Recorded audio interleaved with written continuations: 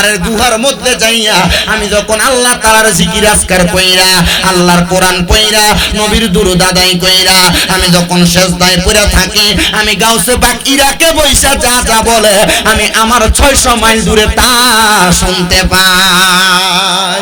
গাউসে পাক আব্দুল কাদের জিলানী ডাক দিয়া কয় বাবা তোমার বাড়ি কোন জায়গায়? বলে হুজুর আপনার এখান থেকে আরো 600 কিলোমিটার দূরে, 600 মাইল দূরে। বলে যা রে বাবা যা, যখন আমার বয়ানের সময় হয়ে যাবে তোমার বাড়ির পশ্চিম অংশে যাইয়া সুন্দর করে ওযু বানাইয়া পাহাড়ের গুহার মধ্যে প্রবেশ কইরা আমি গাউসে পাক আব্দুল কাদের জিলানীরে স্মরণ করবা। হুজুর মানলাম বুঝলাম আমি আপনারে স্মরণ করব। হুজুর এটার মাধ্যমে কি আমার বাঁচার কোনো উপায় আছে নাকি? বলে হ্যাঁ রে বাবা, সেখানে যাইয়া একটা গোল দাগ কাইটা সেখানে বইসা বইসা আমারে ধ্যান করবা, আমারে স্মরণ করবা, আমারে মুরাকাবার মাধ্যমে ডাকবা। দেখবা আমার আল্লাহ তাআলা কুদরতি ভাবে আমি আব্দুল কাদেরের ওয়াজ শোনায়া দিব। আরে গাউসে পাক ইরাকের বাগদাদে 600 মাইল দূরে থাইকা ভক্তটা কয় পাহাড়ের গুহার মধ্যে যাইয়া আমি যখন আল্লাহ তাআলার জিকির আজকার কইরা আল্লাহর কোরআন পড়া নবীর দুরূদ আদায় কইরা আমি যখন সিজদায় পড়ে থাকি আমি গাউসে পাক ইরাকে বইসা যা যা বলে আমি আমার 600 মাইল দূরে তা শুনতে পাই। ইরে এসবে তোমার কুদরতেরই দান, বলেন এসবে তোমার কুদরতেরই দান। আল্লাহ পরবার গুনাহ খাতা মাফ করো আমার, বলেন গুনাহ খাতা মাফ করো আমার। আল্লাহ পরবার গুনাহ খাতা।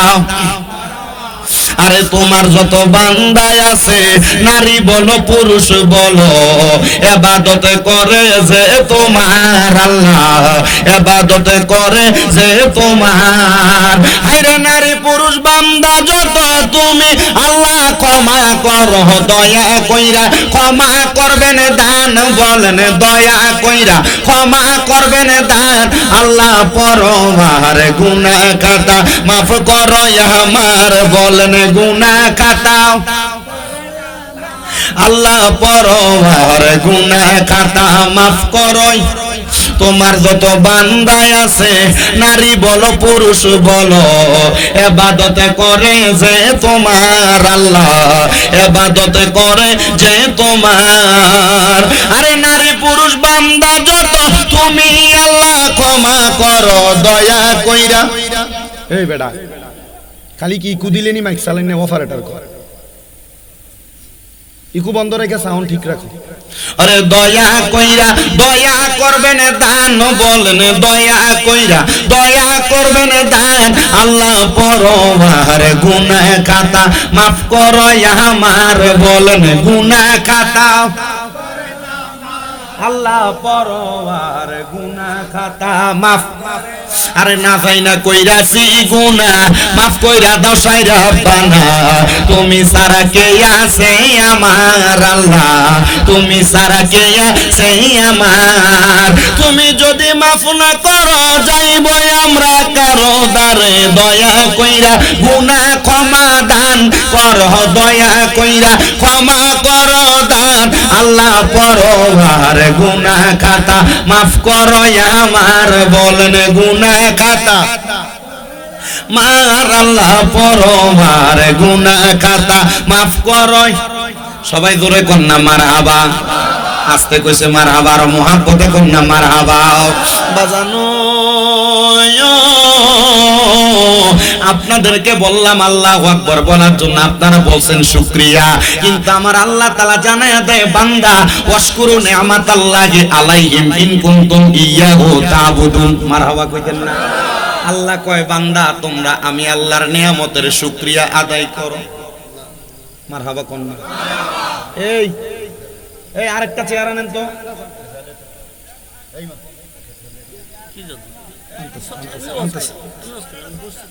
আপনি বসেন বসেন, আনতেছে বসেন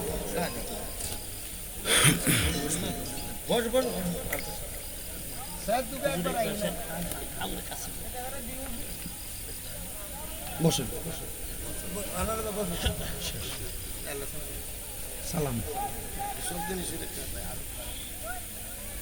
শেষ, স্টেজে আর কেউ উঠতে পারবে না। যতক্ষণ আছে কেউ আর উঠবে না, আর উঠলে নামতে পারবে না। আল্লাহ কবুল করেন, আমিন করেন। আরো মহাব্বতে কন আমিন। আমার ওয়াজের মাঝখানে লরসর হইলে ওয়াজে ডিস্টার্ব হয়, আর যতক্ষণ ডিস্টার্ব হবে ততক্ষণ আপনাদের লস হবে। কথা ঠিক আছে? এখন গরম, এখন গায়ের মধ্যে একটা ভাব থাকবে, এই গরমের কারণে শরীরে মুখি দিয়ে আবার পরে কথা আসবে না। এই জন্য যতটুক সময় আছে ততটুক সময় আর ব্যয় করা যাবে না। তো আরো কটা তোলো পারলে পারছে, পরে এটা বাইঙ্গা পড়বো, পরে দেখবো ভাই দুর্গাদের মতন শক্ত আছে, তোর মাথা আছে। রাখো এখন, এভাবে রাখো, শেষ। আল্লাহর চড়া করো না। যাও তোমরা, যাও নিচে, যাও নিচে, যাও বসো, মুরব্বীরা বসো। যাও হাসান, যাও নিচে যাও। এগুলো ফিরো না, ফুল টুল সিরিজ না, ঘরে পাঞ্জাবি নষ্ট, এমনি ভালো দেখ বাবা। বসো, যাও হাসান যাও। আপনি বসবেন আর উঠা যাবেন এখানে।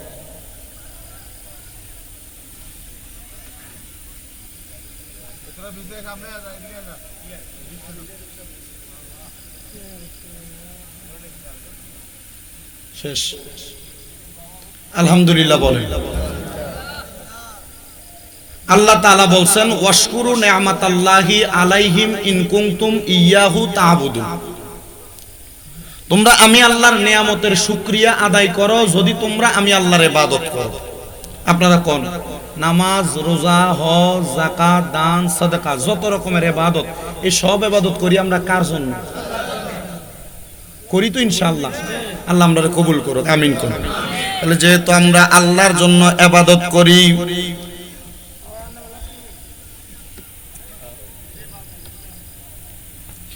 যেহেতু আমরা আল্লাহর জন্য ইবাদত করি বাবারা আমার, ওই আল্লাহ তাআলার ইবাদত নামাজ, ওই আল্লাহ তাআলার ইবাদত রোজা, ওই আল্লাহ তাআলার ইবাদত হজ, আল্লাহ তাআলার ইবাদত যাকাত, আল্লাহ তাআলার ইবাদত দান, আল্লাহ তাআলার ইবাদত সাদকা, এক কথায় ইসলামের মধ্যে যেই কাজগুলা করার মাধ্যমে ইসলামের ক্ষতি হয় না, যে কাজগুলার মাধ্যমে মানুষ উপকৃত হয় এবং তার দুনিয়া আখিরাত দুইটা জায়গার জন্য নাজাতের মাধ্যম হয়, এগুলাই হলো ইবাদত। মারহাবা।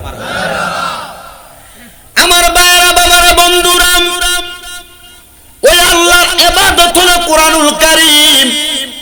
ওই কোরআনুল কারীম শিক্ষা গ্রহণ করা প্রত্যেক মুসলমান জাতির উপর ফরজ। আস্তে কইছেন, আরো মুহাব্বতে কর। ওই কোরআনুল কারীম শিক্ষা গ্রহণ করা ফরজ ইবাদত। আমাদের সমাজে যারা পিএইচডি করে, ডক্টরেট করে, তাদেরকে মানুষ শিক্ষিত মনে করেন, কিন্তু বাবা আল্লাহ তাআলার কোরআন শিক্ষা গ্রহণ করা না করার কারণে আপনারা কেউ মূর্খ বলে না, বলেন। কিন্তু এই কোরআনুল কারীম যদি আপনি শিক্ষা না করেন, আপনার সন্তানকে না শিক্ষা দেন, আপনি না বুঝেন, আপনার সন্তানকে না বোঝান, আপনি যেমন দুনিয়ার জিন্দেগি পার করতেছেন, ভবিষ্যৎ জিন্দেগি আরো বেসমার খারাপ হইতে থাকবে। বলে হুজুর কেন? কারণ কোরআনটা এমন একটা জীবন ব্যবস্থা, কোরআনের মধ্যে এমন একটা দিক নির্দেশনা আছে, কোন মানুষ যদি আল্লাহ তাআলার কোরআন মোতাবেক তার জীবনটারে সাজায়, আল্লাহ তাআলার কোরআন মোতাবেক তার জীবনটারে গোছায়, আল্লাহ তাআলার কোরআন মোতাবেক তার জীবনটারে সাজায় গোছায়, তাহলে তার জীবনে কোনোদিন বদ কাজ হবে না, তার জীবনে কোনোদিন খারাপ কাজ হবে না। বলে হুজুর কেন? কারণ আমার আল্লাহ তাআলা এই কোরআনুল কারীমের এক একটা আয়াত আমার নবীর উপরে নাজিল করেছেন, এমনি নাজিল করে নাই। যুগের পরিবর্তন, যুগের প্রয়োজনে, কাজের প্রয়োজনে প্রত্যেকটা জায়গায় জায়গায় আমার আল্লাহ তাআলা এই কোরআন দিয়া আমার নবীর দিক নির্দেশনা দিয়েছে। আর আমার নবী কয় উম্মত বিদায় হজের ভাষণ ঘোষণা করে দিয়া গেছে, হে আমি নবীর উম্মতের দলেরা, আমি নবী তোমাদের থেকে বিদায় হয়ে চলে যাইব, আমি নবী তোমাদের কাছে দুইটা জিনিস রাইখা যাই। ইয়া রাসূলুল্লাহ, ইয়া হাবিবাল্লাহ, নবী গো আপনি কোন দুইটা জিনিস রাইখা যান? আমার নবী কয় এক নাম্বার হলো কোরআন, ওই কোরআন তোমাদের কাছে রাইখা যায়। দুই নাম্বার হলো হাদিস, এই যে কোরআন এবং হাদিস তোমাদেরকে রাইখা যায়। তোমরা যদি এই দুইটাকে পাকড়াও করো, তোমরা যদি আঁকড়ে ধরতে পারো, তাইলে তোমরা নাজাত পাইবা, নচেত তোমরা নাজাত পাইবা না। নবী গো ইয়া রাসূলুল্লাহ, ইয়া হাবিবাল্লাহ, নবী গো, তাহলে কোরআন মানলে হাদিস মানলে আমরা নাজাত পাইবো, আর নচেত আমরা নাজাত পাইবো না। আমার নবীজি তিরমিজি শরীফের আরেকটা হাদিস শরীফে ঘোষণা করে, উম্মত আমি নবী তোমাদের নাজাতের জন্য আরো দুইটা জিনিস রাইখা গেলাম। নবী গো কোন দুইটা জিনিস? বলে একটা কোরআন আর একটা হলো আমি নবীর আহলে বায়াত। তোমরা যদি এদেরকে ভালোবাসো, মহব্বত করো রে, আমি দয়াল নবী বললাম আমি নবী তাদেরকে ছাড়া জান্নাতে যাব না। আরো জোরে কন্যা সুবহানাল্লাহ। ইয়া রাসূলুল্লাহ, ইয়া হাবিবাল্লাহ, নবী গো, তাহলে কোরআন তেলাওয়াত করলে আপনি নবীর হাদিস মানলে এবং আপনার আহলে বায়াতকে মানলে আপনি নবী তাদেরকে ছাড়া জান্নাতে যাবেন না। আমি জানতে চাই রে মুসলমান, এই চাঁদপুরের কচুয়ার অন্তর্গত ডুমুরিয়া হযরতে বিসমিল্লাহ শাহ মাজারের মাহফিলের আগন্তুক আমার মুসলমানেরা, আগন্তুক আমার ভাই বাবারা, বন্ধুরা, যদি ওই কোরআন মানলে হাদিস মানলে আমার নবীর বংশধররে মানলে নবী আমাদেরকে ছাড়া জান্নাতে না যায়, আমরা ওই নবীর সাথে জান্নাতে যাইতে চাই কি চাই না? মহব্বতে কন্যা জান্নাতে যাইতে চাই কি চাই না? এ রাসূল তোমায় ভালোবাসি অন্তরে শুধুই মুখে না, জান্নাতের আশায় নয় হে রাসূল, জাহান্নাম কেউ ডরি না। হে রাসূল তোমায় ভালোবাসি অন্তরে শুধুই মুখে না, জান্নাতের আশায় নয় হে রাসূল, জাহান্নাম কেউ ডরি না। তোমায় পাওয়ার আশায় মন ছুটে যায় মদিনা, তোমায় পাওয়ার আশায় মন ছুটে যায় মদিনায়। এই সুর যদি শুনে থাকো একবার দেখা দাও না, এই সুর যদি শুনে থাকো একবার দেখা দাও না। হে রাসূল তোমায় ভালোবাস অন্তরে শুধুই মুখে না, জান্নাতের আশায় নয় হে রাসূল, জাহান্নাম কেউ ডরি না, জান্নাতের আশায় নয় হে রাসূল, জাহান্নাম কেউ ডরি না। মুসলমান ও আমার দক্ষিণ ডুমুরিয়া আদম আলী ব্যাপারী বাড়ি মাজার শরীফ প্রাঙ্গণে আগন্তুক মুসলমানেরা, তাহলে বোঝা গেল আল্লাহর কোরআন, নবীর হাদিস, নবীর আহলে বায়াত আমাদেরকে জান্নাতে নেওয়ার একটা মাধ্যম, ঠিক কি না?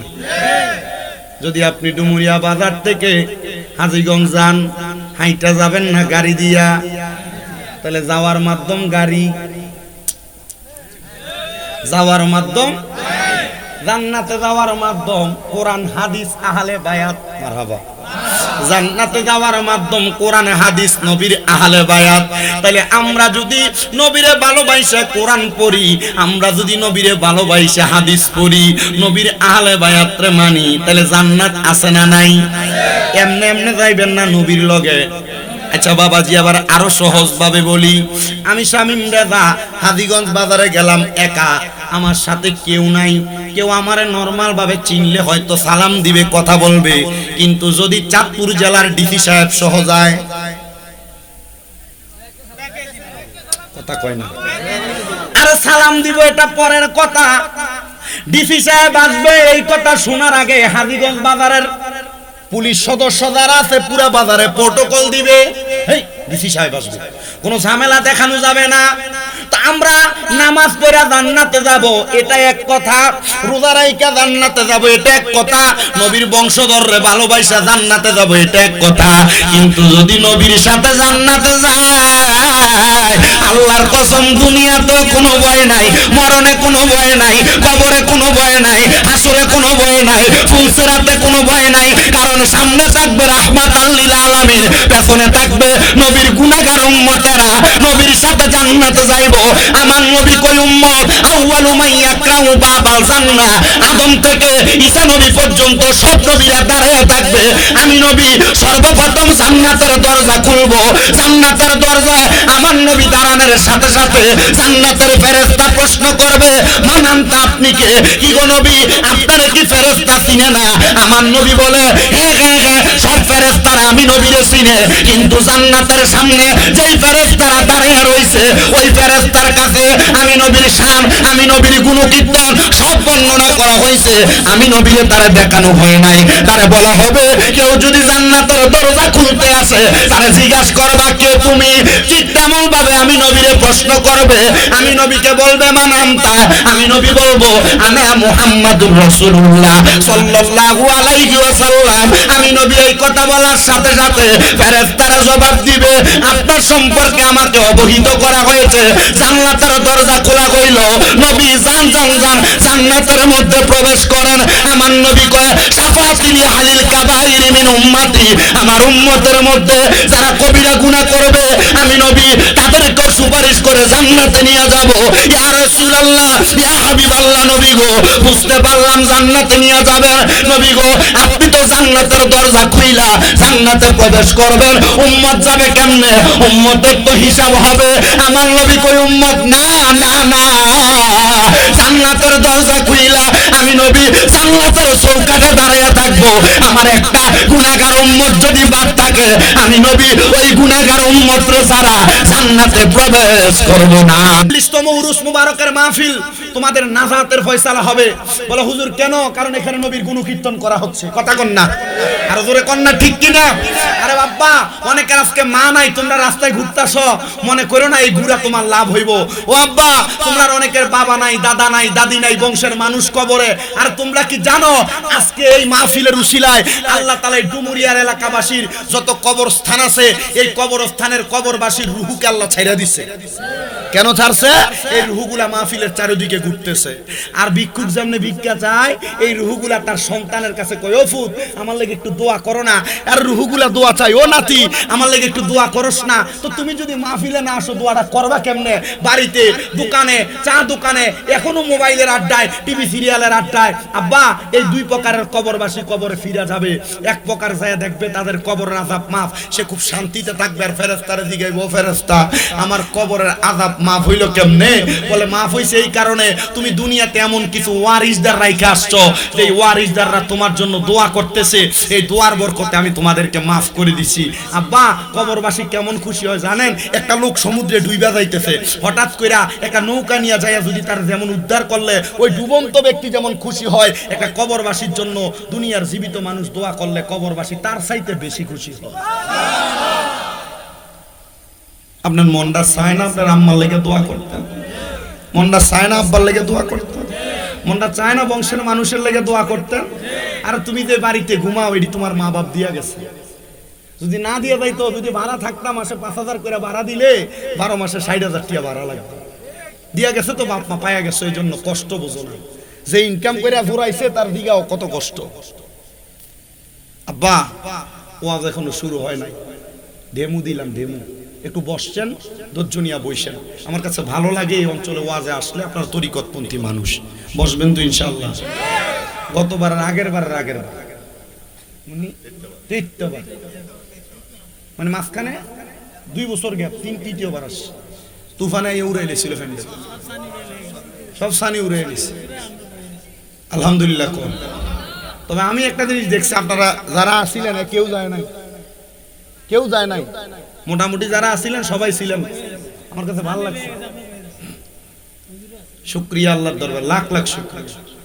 আল্লাহ আমরারে কবুল করুন, আমিন কোন। মনে রাখবেন এসব জান্নাতের বাগানে সবাই আল্লাহ নসিব করে না, কিন্তু আপনারা যেভাবে বসছেন ভালো লাগে আমার কাছে। এই যে গরম, গরম লাগে না? বেশি গরম। আর রোজা ভাঙ্গনের পরে সবাই তো ঘরে মাছ মুরগি খায়, খাইতে খাইতে এখন শরীরে আর গরম বেশি লাগে। আমরা তো দোষ দিই সিজন রে, আর সিজনের দোষ না, দোষ আমরা খাইতে খাই ফেটটা হুড়েয়া দাওয়াতে গেলে এনে গেলে ইচ্ছা মতো খাইয়ে থাকে। তা আপনার খানার গরমটা তো শরীর থেকে বাইরে হইতে হবে, কথা কয় না। মুরগির পিছে একটা খাইছে জিহ্বার স্বাদ লাগে আর একটা খা, গরুর গোশত খাইতে পারবো 2 পিস 3 পিস খা।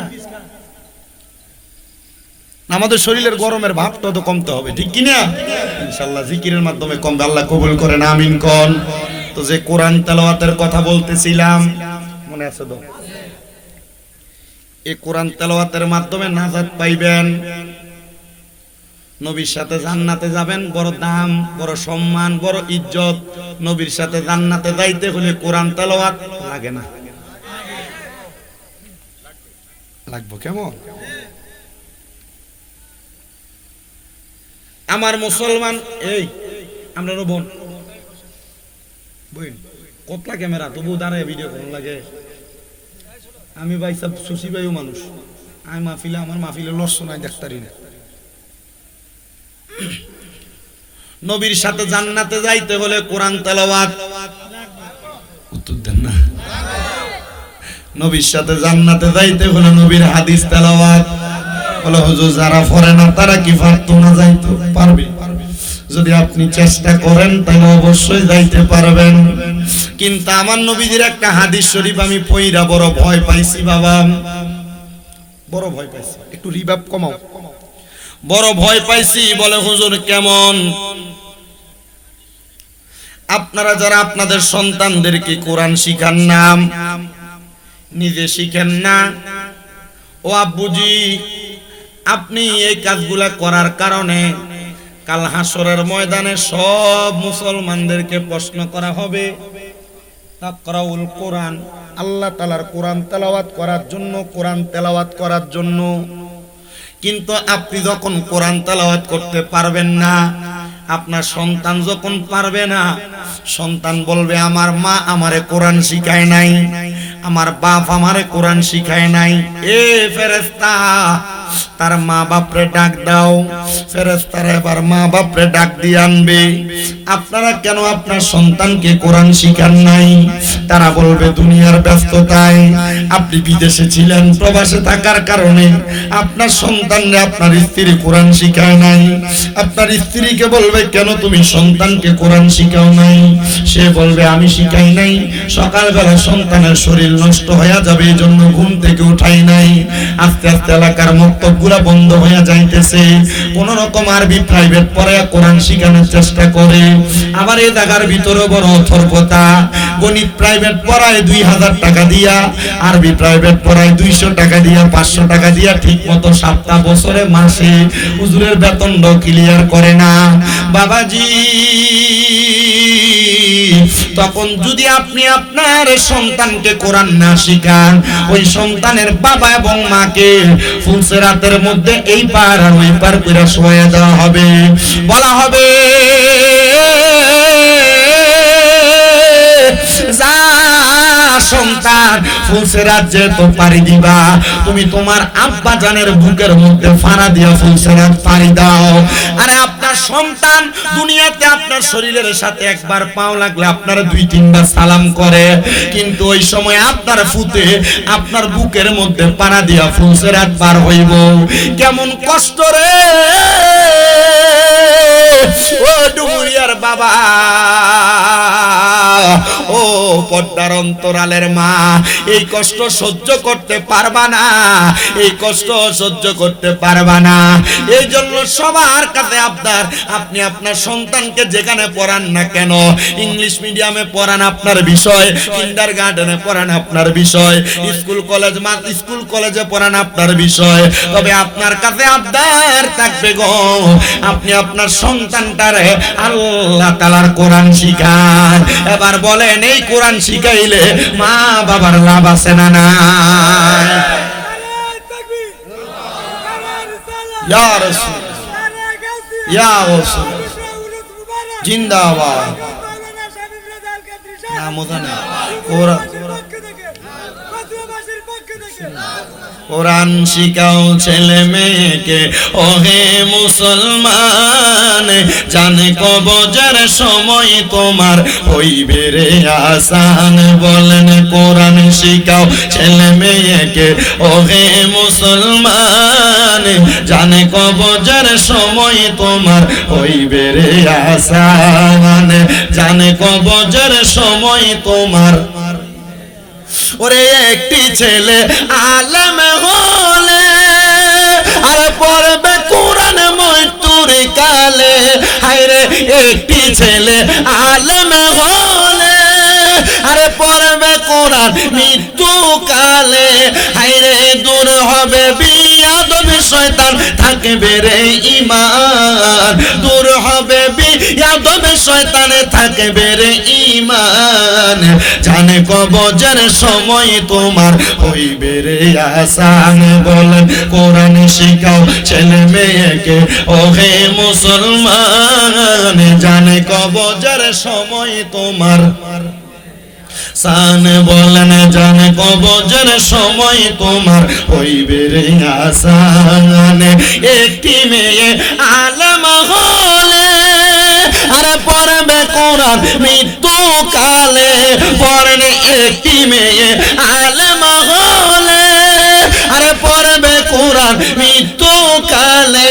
হায়রে দূর হবে বিয়াদবি শয়তানে, থাকবে রে ঈমান। বলেন দূর হবে বিয়াদবি শয়তান, থাকবে রে ঈমান। জানে কবজের সময় তোমার হইবে রে আসান। বলেন জানে কবজের হইবে রে আসান। হায়রে কোরআন শিখাও ছেলে মেয়েকে ওহে মুসলমান, জানে কবজের সময় তোমার হইবে রে আসান।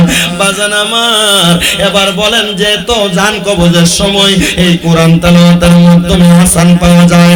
আমরা মুহাব্বতের আওয়াজে ওই আল্লাহ তাআলার কোরআন তেলাওয়াতের দরকার আছে না নাই? জবান খুলে মুহাব্বতের আওয়াজে পড়েন ফি শান হাবিবিহি ওয়া মাহবুবিহি ওয়া মা'শুকিহি মুহবিরাও ওয়া আমিরা। ইন্নাল্লাহা ওয়া মালাইকাতাহু ইউসাল্লুনা আলান নাবিয়্যি ইয়া আইয়ুহাল্লাযীনা আমানু সাল্লু আলাইহি ওয়া সাল্লিমু তাসলিমা। আল্লাহুম্মা সাল্লি মারহাবা। এবার সুন্দর মুহাম্মাদ ওয়া আলা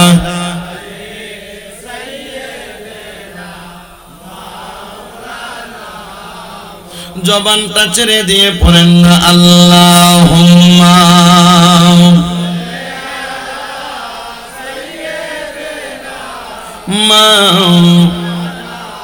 মুহাম্মাদ ওয়া আলা আলি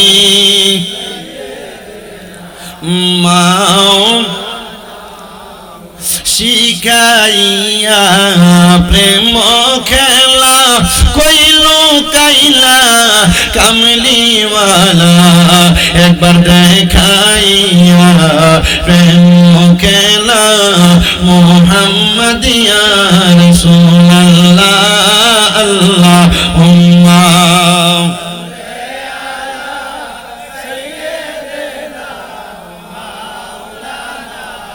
মুহাম্মাদ ওয়া আলা আলি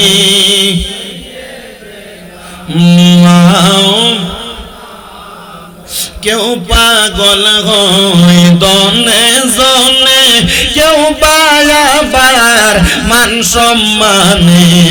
আমরা পাগল নবীর প্রেমে ও গনবী মুস্তাফা। আল্লাহুম্মা সাল্লি মাওলানা মুহাম্মদ ওয়া আলা আলি সাইয়্যিদিনা লা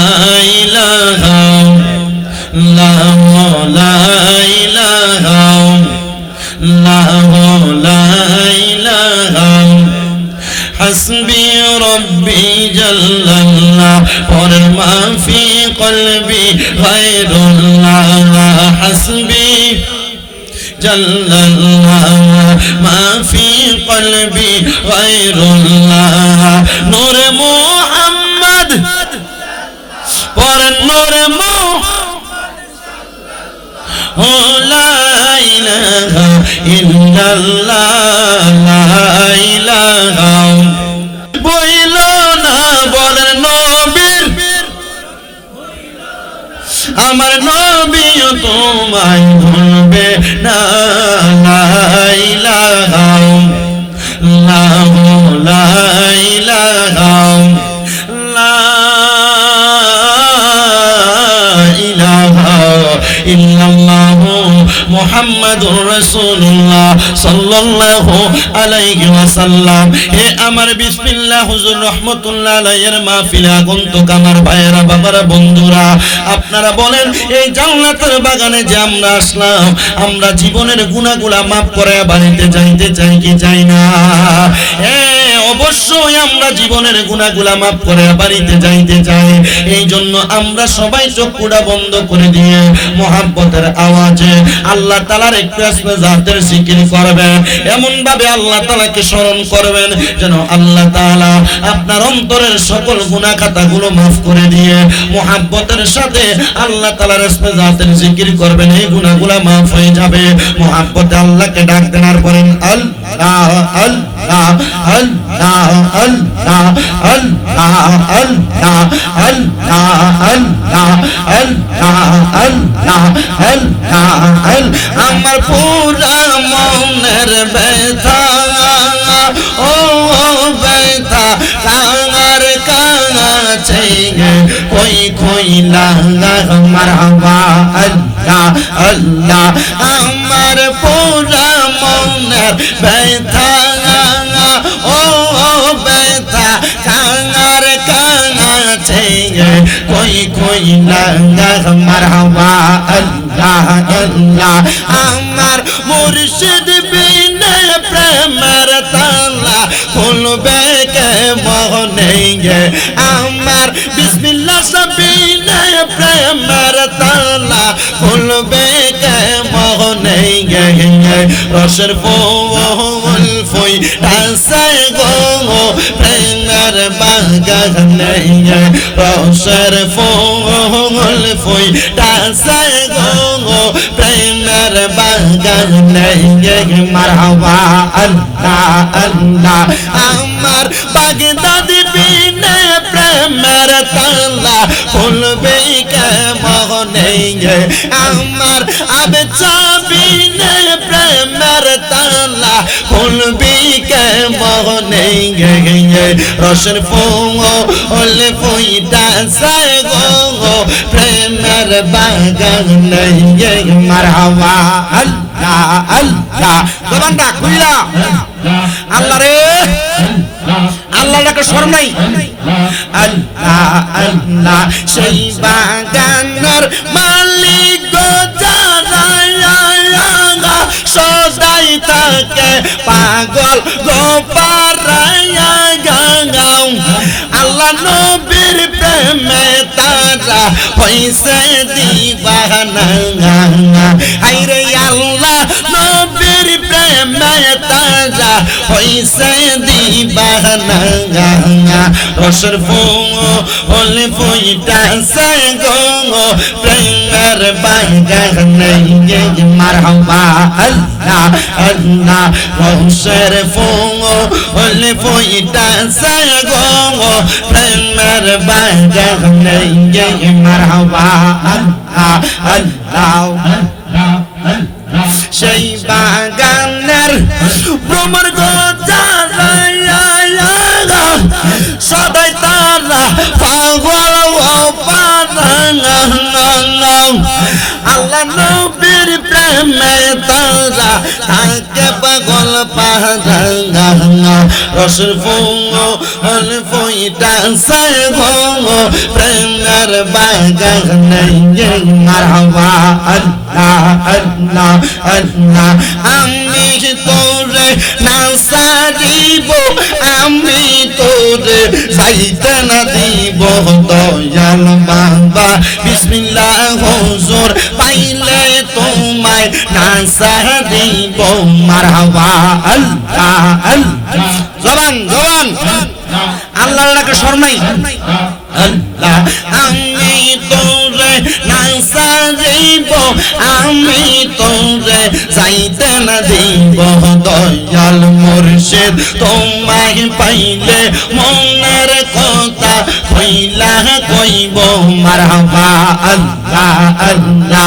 রঙিন ফুলের মালা গাঁথবো আর কাউরে না সইতে দিব বিসমিল্লাহ জোরের পাইলে সেই মালা তার গলায় দিব মারহাবা আল্লাহ আল্লাহ রাঙ্গা চরণ মইসা দিব আর কাউরে না দুইতে দিব রাঙ্গা চরণ মইসা দিব আর কাউরে না সইতে দিব দয়াল মুর্শিদ তোমাকে পাইলে মনের কথা কইলা কইব মারহাবা আল্লাহ আল্লাহ আল্লাহ আল্লাহ দয়াল মুর্শিদ তোমাকে পাইলে মনের কথা কইলা কইব মারহাবা আল্লাহ আল্লাহ আল্লাহ আল্লাহ আমার মুর্শিদ দয়াময় তোমার দেখিবা আমার মনে লয় মারহাবা আমার মুর্শিদ দয়াময় তোমার দেখিবা আমার মনে লয় মারহাবা তোমার না দেখলে বক্তার পরে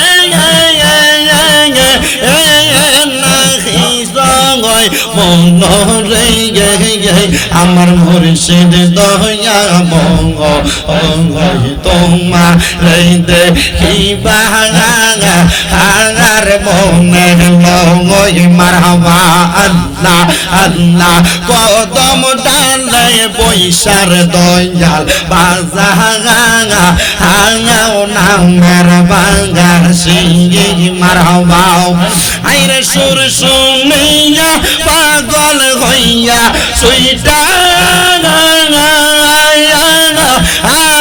সুইটা আসি মুর্শিদ আমার মুর্শিদ দয়াময় তোমার দেখিবা আর মনে লয় মারহাবা আল্লাহ আল্লাহ আল্লাহ আল্লাহ আল্লাহ আইরে মুরিদ হইয়া হাতটা দইরা মনে রাখলাম ভয় মুরিদ হইয়া হাতটা দইরা মনে রাখলাম ভয় কি জানি কি হইয়া যাবে কবরের ভিতর মারহাবা আল্লাহ আল্লাহ কি জানি কি হইয়া যাবে কবরের ভিতর আমার মুর্শিদ দয়া মঙ্গল তোমার দেখিবা আর মনে লয় মারহাবা আল্লাহ আল্লাহ মন পাখি রে সামনে দাঁড়াও দেখি মারহাবা বিসমিল্লাহ সাহারে সামনে দাঁড়াও দেখি মারহাবা আল্লাহ আল্লাহ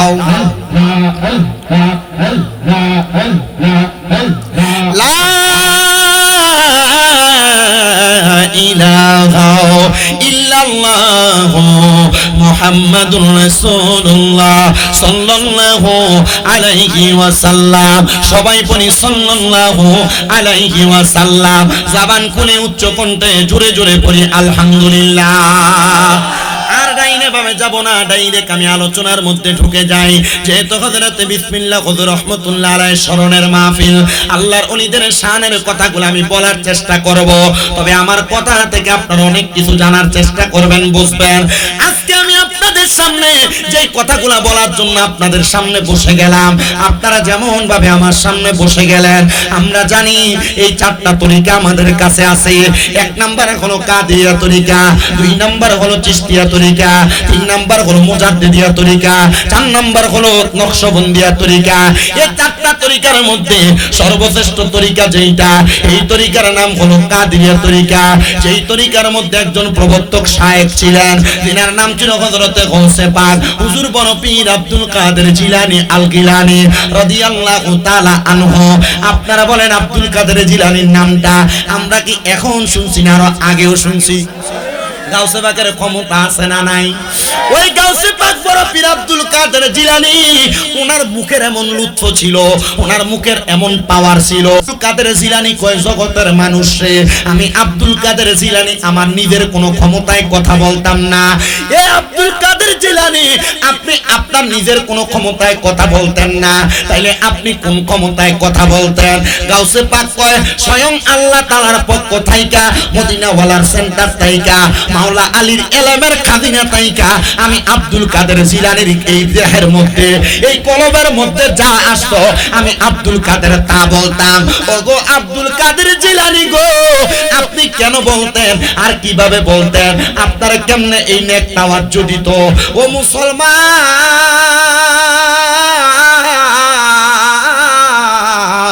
ও নবীর উম্মতের দলেরা, গাউসে পাক কেমনে নবীর নেক তাওয়াজ্জ পাইতো, হযরত মাওলা আলীর নেক তাওয়াজ্জ পাইতো, একটু শুনেন।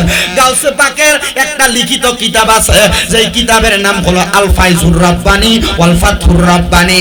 ওই কিতাবের মধ্যে গাউসে পাকের জীবনীর 100টা ওয়াজের লেখা বর্ণনা আছে। আমার ঘরে এই কিতাবটা এখনো আছে। ওই কিতাব পড়তে যায় দেখলাম আমার গাউসে পাক আব্দুল কাদের জিলানী কয়, আমি মানুষকে নসিহত করতাম। এমন অনেক নসিহতের মাঠের মধ্যে আমি যখন কথা বলতাম, আমি দেখতাম কবরের ভয়ের কথা শুই না, হাসরের ভয়ের কথা শুই না, মিজানের পাল্লার কথা শুই না, জাহান্নামের ভয়ঙ্কর আযাবের কথা শুই না গো। আমি আব্দুল কাদেরের মজলিসের মধ্যে হাজার হাজার শত শত মানুষ বেহুশ হয়ে পড়ে যাইতো। ও আব্দুল কাদের জিলানী, আপনার কাছে কেমন লাগতো? বলে আমি বড় অবাক হয়ে যাইতাম। যারা বেহুশ হয়ে যাইতো তারা 5 ওয়াক্ত নামাজি, যারা বেহুশ হয়ে যাইতো তারা কোনোদিন পরের হক মাইরা খায় নাই, যারা বেহুশ হয়ে যাইতো তারা কোনোদিন মানুষের উপর অত্যাচার করে নাই, যারা বেহুশ হয়ে যাইতো তারা আল্লাহরে বড় ভয় করত, তারা ছিল বড় তাকওয়াবান। জোরে বলেন না কি বান? আস্তে কয় জোরে কোন না কি বান? ও আব্বুজি, আপনারা বলেন আমরা মুসলমান হিসেবে সবাই তাকওয়াবান হওয়ার দরকার আছে না? জি, আচ্ছা। আপনারা কি আমার কথা বুঝেন নাই? এখানে আপনারা যারা দাঁড়াইছেন সব বসেন, যান বড় ভাই একটু বসেন।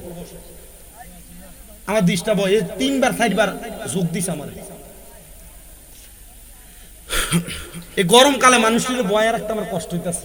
আমি একটু ড্যাম দিয়ে লাইলে আস্তে আস্তে উঠতে থাকি। আপনাদের বৈশা আছেন, আপনারা কিন্তু এমনি বসে থাকেন। যখন আমি ওয়াজটা ঠিক থাকে তখন বইয়া থাকে, না নাইলে লড়ফ দিয়ে উঠতে থাকি। আমি তো স্লো হইতেছি না, আমি চেষ্টা করতেছি। আমার ঘামাই অবস্থা টাইট ভিতরে, ঘুরান লাগতো না। যেমনি আছে এমনি বালা বাবুরে, তোমরা ঠান্ডা বাবা, ঠান্ডা হয়ে আমার লেগে দোয়া করি। আপনার কষ্ট হইতেছে কোনো? আমি যতক্ষণ আছি ততক্ষণ আসিনি ইনশাল্লাহ। মোটামুটি আমি আরো আছি, অনেক সময় আছে আমার ওয়াজ করার মতো। আপনারা শুধু কষ্ট নিয়েন না, একটু কষ্ট করে শুধু পয়সা থাকবেন, আর আমি আমার ওয়াজটা কইরা আমার হক না আদায় করুন লাগবো। কোনো কিছু না করিয়া না করি হক না দেয়। আল্লাহ কবুল করো কোন আমিন। তাহলে গাউসে পাকের মজলিসে ওয়াজ করলে মানুষ কি ভালো থাকতো না বেহুশ হয়ে যাইতো? কেন বেহুশ হইতো? সবাই নামাজি, তাকওয়াবান, রোজাদার, মানুষের হক নষ্ট করে নাই। কিন্তু আমরা সমাজে বহুত টাকাওয়ালা, পয়সাওয়ালা, সম্পদওয়ালা, 5 ওয়াক্ত নামাজও পড়ে, পরের হক মেরে খায়, এমন জাতের মানুষ ডুমুরিয়া আছে না? হ্যাঁ, মাথার মধ্যে টুপি লাগায়, পাঞ্জাবি লাগায়, সুদও খায়, নামাজও পড়ে, এমন লোক আছে না নাই? আমরা সমাজে দেখবেন এডিরে নিয়ে দৈরা নিয়ে মসজিদের সভাপতি বানায়, এডিরে ধরে নিয়ে মসজিদের সেক্রেটারি বানায়, এডিরে ধরে নিয়ে মসজিদের সেক্রেটারি সভাপতি না শুধু সর্দার মাতাব্বরের দায়িত্ব দেয়। আল্লাহর কসম রে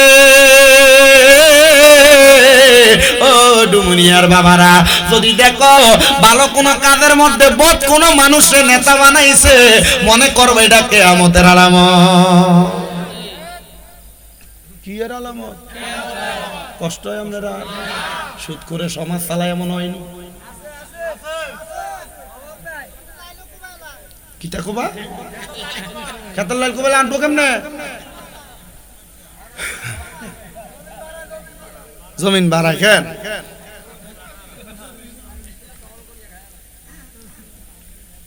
একটু বসেন কষ্ট করে।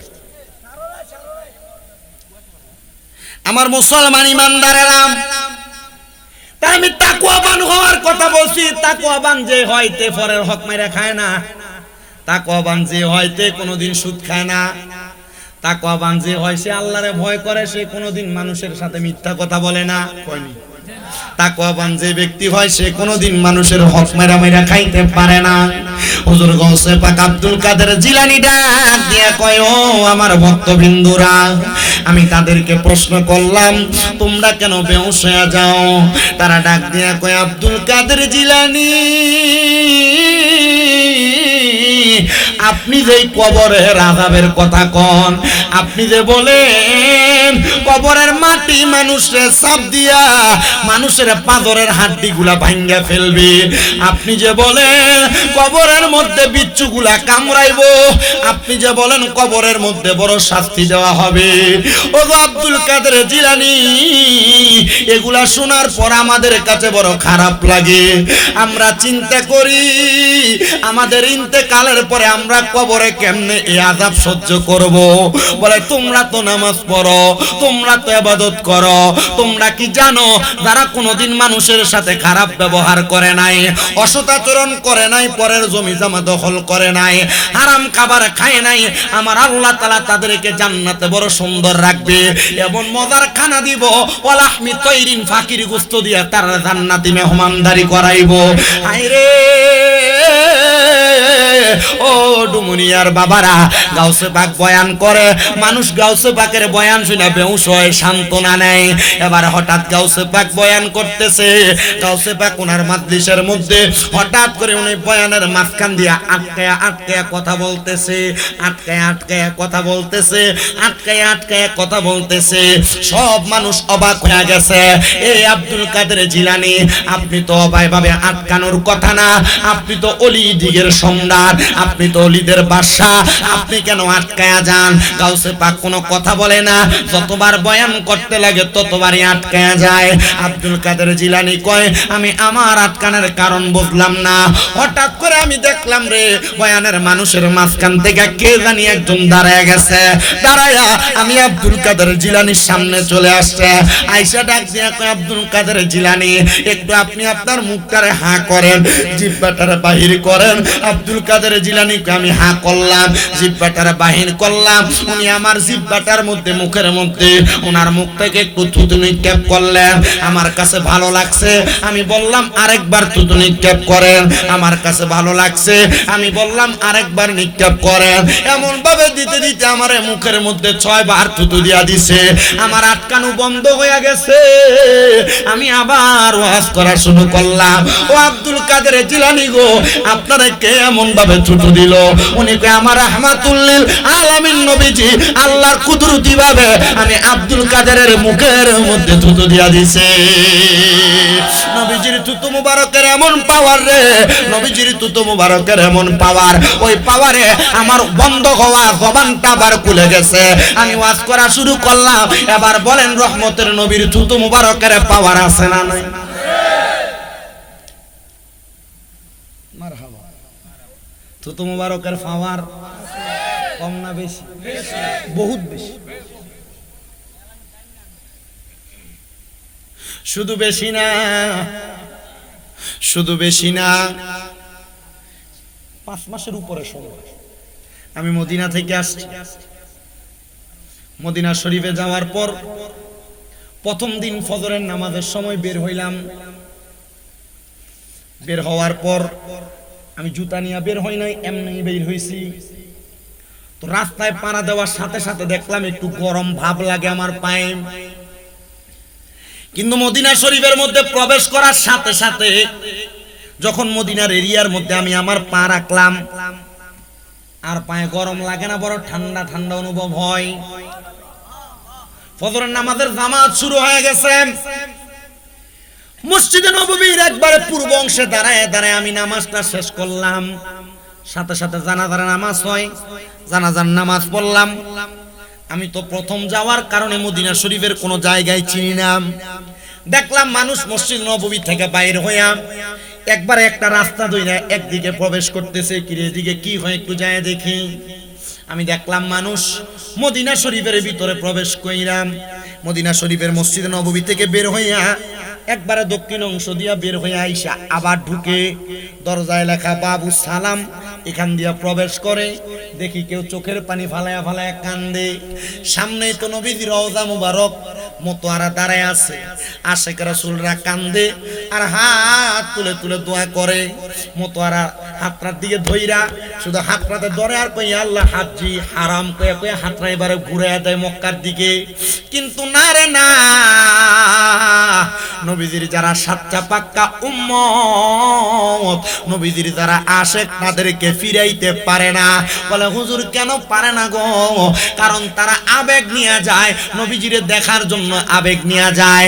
আমি নবীজির রওজার সামনে দিয়া যখন যাই, আমি শুধু নবীজির রওজা মুবারকের সোনালী জালিটা দেখা দেখা বলছি, ইয়া রাসূলুল্লাহ, আপনি নবী এই জায়গার মধ্যে শোয়ার কারণে সারা বিশ্ব থেকে মুসলমানরা দলে দলে আপনার কাছে আগমন করে। নবী গো, আপনি যদি এখনো পর্যন্ত আমরা সচক্ষে দেখতে পারতাম, আমার মনে হয় কোনো মুসলমান তাদের বাড়ি ঘরে থাকতো না। তারা আপনি নবীরে দেখার জন্য দৌড়াইয়া দৌড়াইয়া চলে আসতো। আমি আমার নবীর রওজার সামনে দাঁড়ায় দাঁড়ায় কইলাম, ইয়া রাসূলুল্লাহ, ইয়া হাবিবাল্লাহ, নবী গো, আমার মনে বড় একটা স্বপ্ন ছিল, আপনি নবীজির রওজা মুবারক আমি মরার আগে একবার হলো সালাম দিতাম গো নবী। ও নবী, আপনার রওজা মুবারক দেইখা আমার মনের মধ্যে একটা আশা, একটা আকাঙ্ক্ষা, আপনি নবী রওজা দেখতে এত সুন্দর,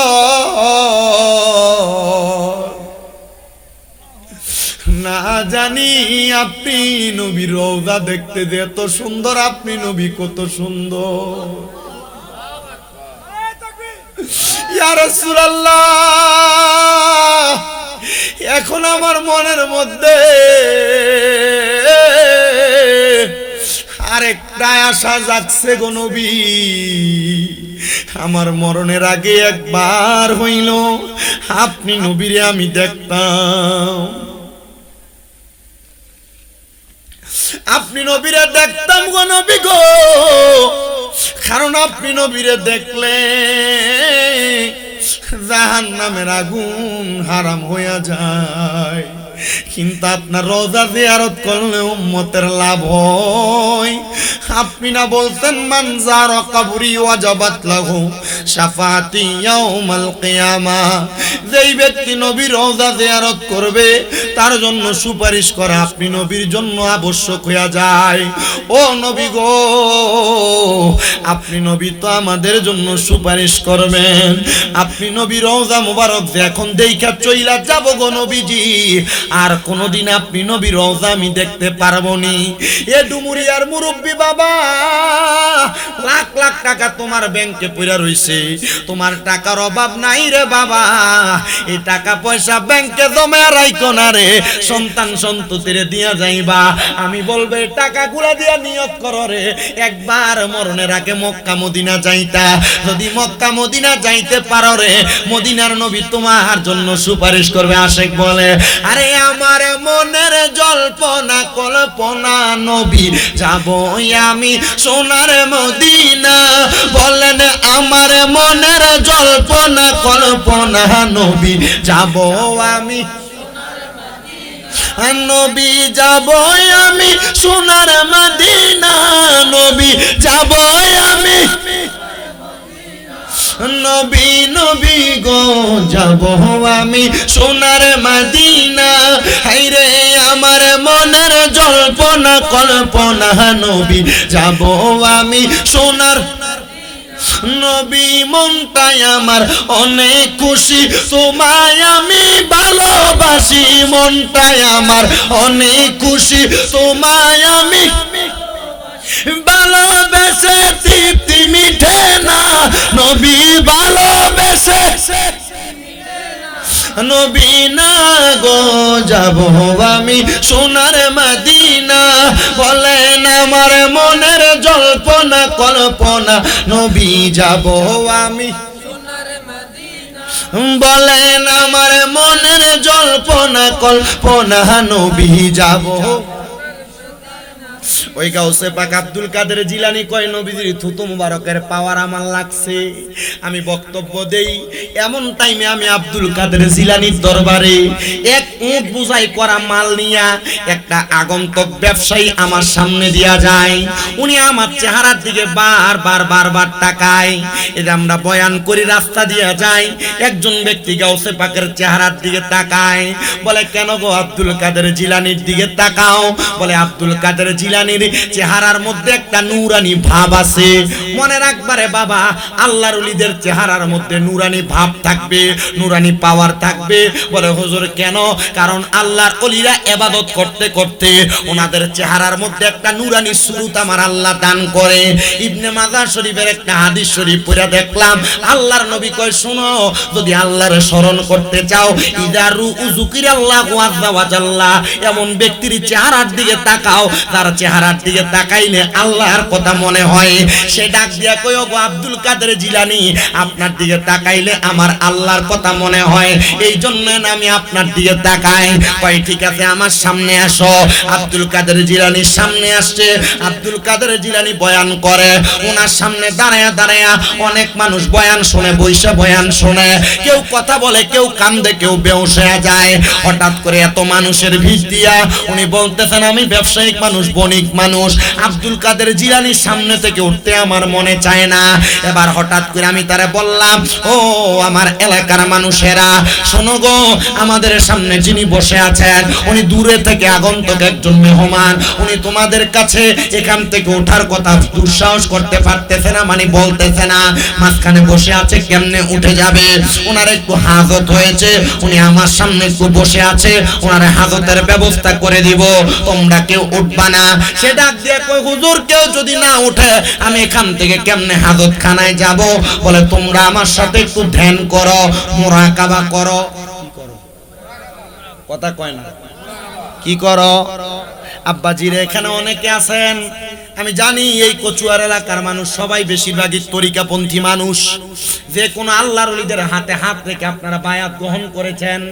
ও বন্ধুরে, উনি ডাক দিয়া কয় বাবা তরিকা গ্রহণ যেহেতু করছো, মুরাকাবার হালত বুঝনি না? বলে হুজুর মুরিদ হইছি, নামের কামেন না, মুরিদ হইলেই চলে না, মুরাকাবা একটু শিখা নিবা। মুরাকাবা শিখতে পারলে তুমি তোমার সামনের দিনগুলা কেমনে সুন্দর করে সাজাইবা বুঝতে পারবা। ডাক দিয়া কয় তোমরা আমার সাথে একটু চোখটা বন্ধ করো। সবাই গাউসে পাকের কথা মোতাবেক চোখটা বন্ধ করে ফেললেন, সূরা ফাতিহা পড়লেন, সূরা ইখলাস 3 বার পড়লেন। পয়রার সাথে সাথে উনি যখন চোখ বন্ধ করলেন, সবাই মুরাকাবার হালতে পয়রা সিজদার মধ্যে পড়ে গেছে।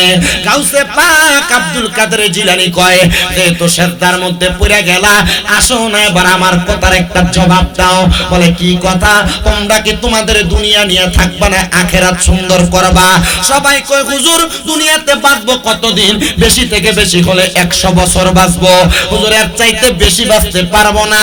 হুজুর তাইলে আমি দুনিয়া সুন্দর করতে চাই না, আখিরাত সুন্দর করতে চাই। ও আব্বুজি আমি জানতে চাই, কবরে যখন আপনি যাবেন আপনার মা যাবে না, কবরে যখন আপনি যাবেন আপনার বাবা যাবে না, কবরে যখন আপনি যাবেন আপনার সন্তান যাবে না, কবরে যখন আপনি যাবেন আপনার স্ত্রী যাবে না, বন্ধু বান্ধব কেউ যাবে না, কিন্তু এই কবরের মধ্যে মধ্যে আপনার দুইটা জিনিস যাবে, ঈমান আর আমলটা। যদি আপনি আমলটা ঠিক রাইখা কবরে যান, ঈমানটা যদি থাকে রহমতের নবীর কোল মুবারকে থাকবেন, আর আমলের কারণে কবর সৌন্দর্য হবে, আপনি ভালো থাকতে পারবেন।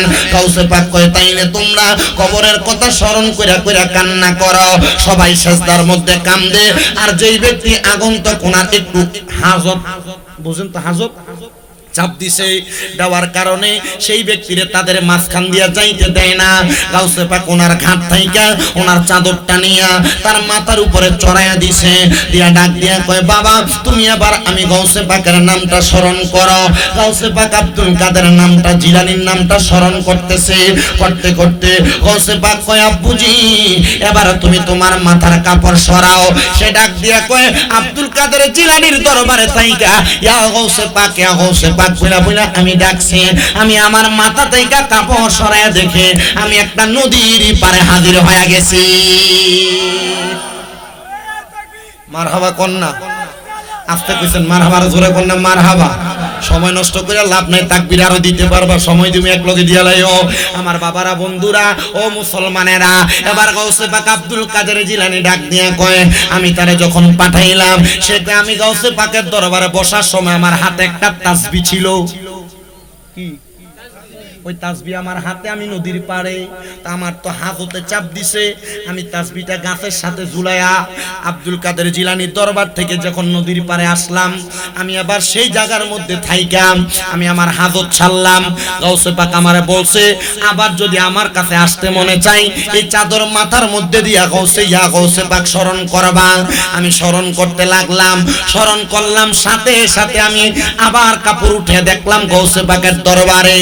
আমি বড় অবাক হয়ে গেলাম রে, আব্দুল কাদের জিলানীর মতো এত বড় আল্লাহর ওলি আমি আমার জীবনে দেখি নাই। যেহেতু আমি ওনার কাছ থেকে যাই আবার ওনার কাছে হাজির হয়ে গেছি। এবার গাউসে পাককে বললাম হুজুর আপনার নসিহত আমারে তাসির করেছে, হুজুর আপনার ওয়াজে আমি হেদায়েত হইছি, হুজুর আপনি আমারে আরো কিছু নসিহত করেন। হুজুর কয় তোরে আমি নসিহত করলাম, যা রে বাবা যা, এখন থেকে নামাজটা ঠিক মতো আদায় করবে, এখন থেকে কোনোদিন মিথ্যা কথা বলবি না। হুজুর ঠিক আছে। নসিহত করছে কয়টা? আপনি ওয়াজ মাহফিল শুনতেছেন, দেখেন ওয়াজ মাহফিল কি বাংলাদেশে কম হয়? আস্তে কই কম হয়, প্রচুর পরিমাণ ওয়াজ মাহফিল হয়। ওয়াজ মাহফিল বাদ দেন, যে জুমার নামাজে হুজুররা ওয়াজ করে, প্রতি জুমায় কি এক ওয়াজে করে? কথা কয় না, প্রতি জুমায় এক ওয়াজ করে না, এক এক জুমায় এক এক ওয়াজ করে। আপনার যদি ওয়াজ দিয়ে হেদায়েত হইতেন, তাহলে এই প্রতি জুমার উপর আমল করলে এক একজন আল্লাহর ওলি হয়ে যেত। ঠিক আছে না? আমল তো করে না, কোন রকম শোনে, কান সুখ করে এই দায়ে ফিরে কোন রকম মসজিদে যায়। ঠিক না? আমার মুসলমান ইমানদার ও নবীর উম্মতের দলেরা, হুজুর গাউসে পাকের নসিহত ছিল, সে ডাক দিয়া কই ও গাউসে পাক আব্দুল কাদের জিলানী, আমার বাড়ি তো এখানে না, আমার বাড়ি অনেক দূরে। হুজুর গো আমার মনে চায় আমি প্রত্যেক দিন আপনার ওয়াজ শুনতাম, হুজুর আমার মনে চায় আমি সব সময় আপনার বয়ান শুনতাম। হুজুর কয় ঠিক আছে, যেহেতু মনে চায় প্রত্যেক দিন তুমি আমার বয়ান শুনতে পারবা। হুজুর আমার বাড়ি তো দূরে, আমি কেমনে আপনার বয়ান শুনবো? হুজুর কয় বাবা রে মনে রাখবা, মনে রাখবা, আমার দুনিয়ার গলার জোর স্বাভাবিক জোর, কিন্তু আমি গাউসে পাকের বেলায়েতের পাওয়ারটা কিন্তু একটু বড়, বেলায়েতের পাওয়ারটা, বেলায়েতের শক্তিটা বেশি। আপনারা কোন আব্দুল কাদের জিলানী না, শুধু যত আল্লাহর ওলি আছে, আল্লাহর বন্ধু আছে, তাদের বেলায়েতি পাওয়ার আছে না নাই?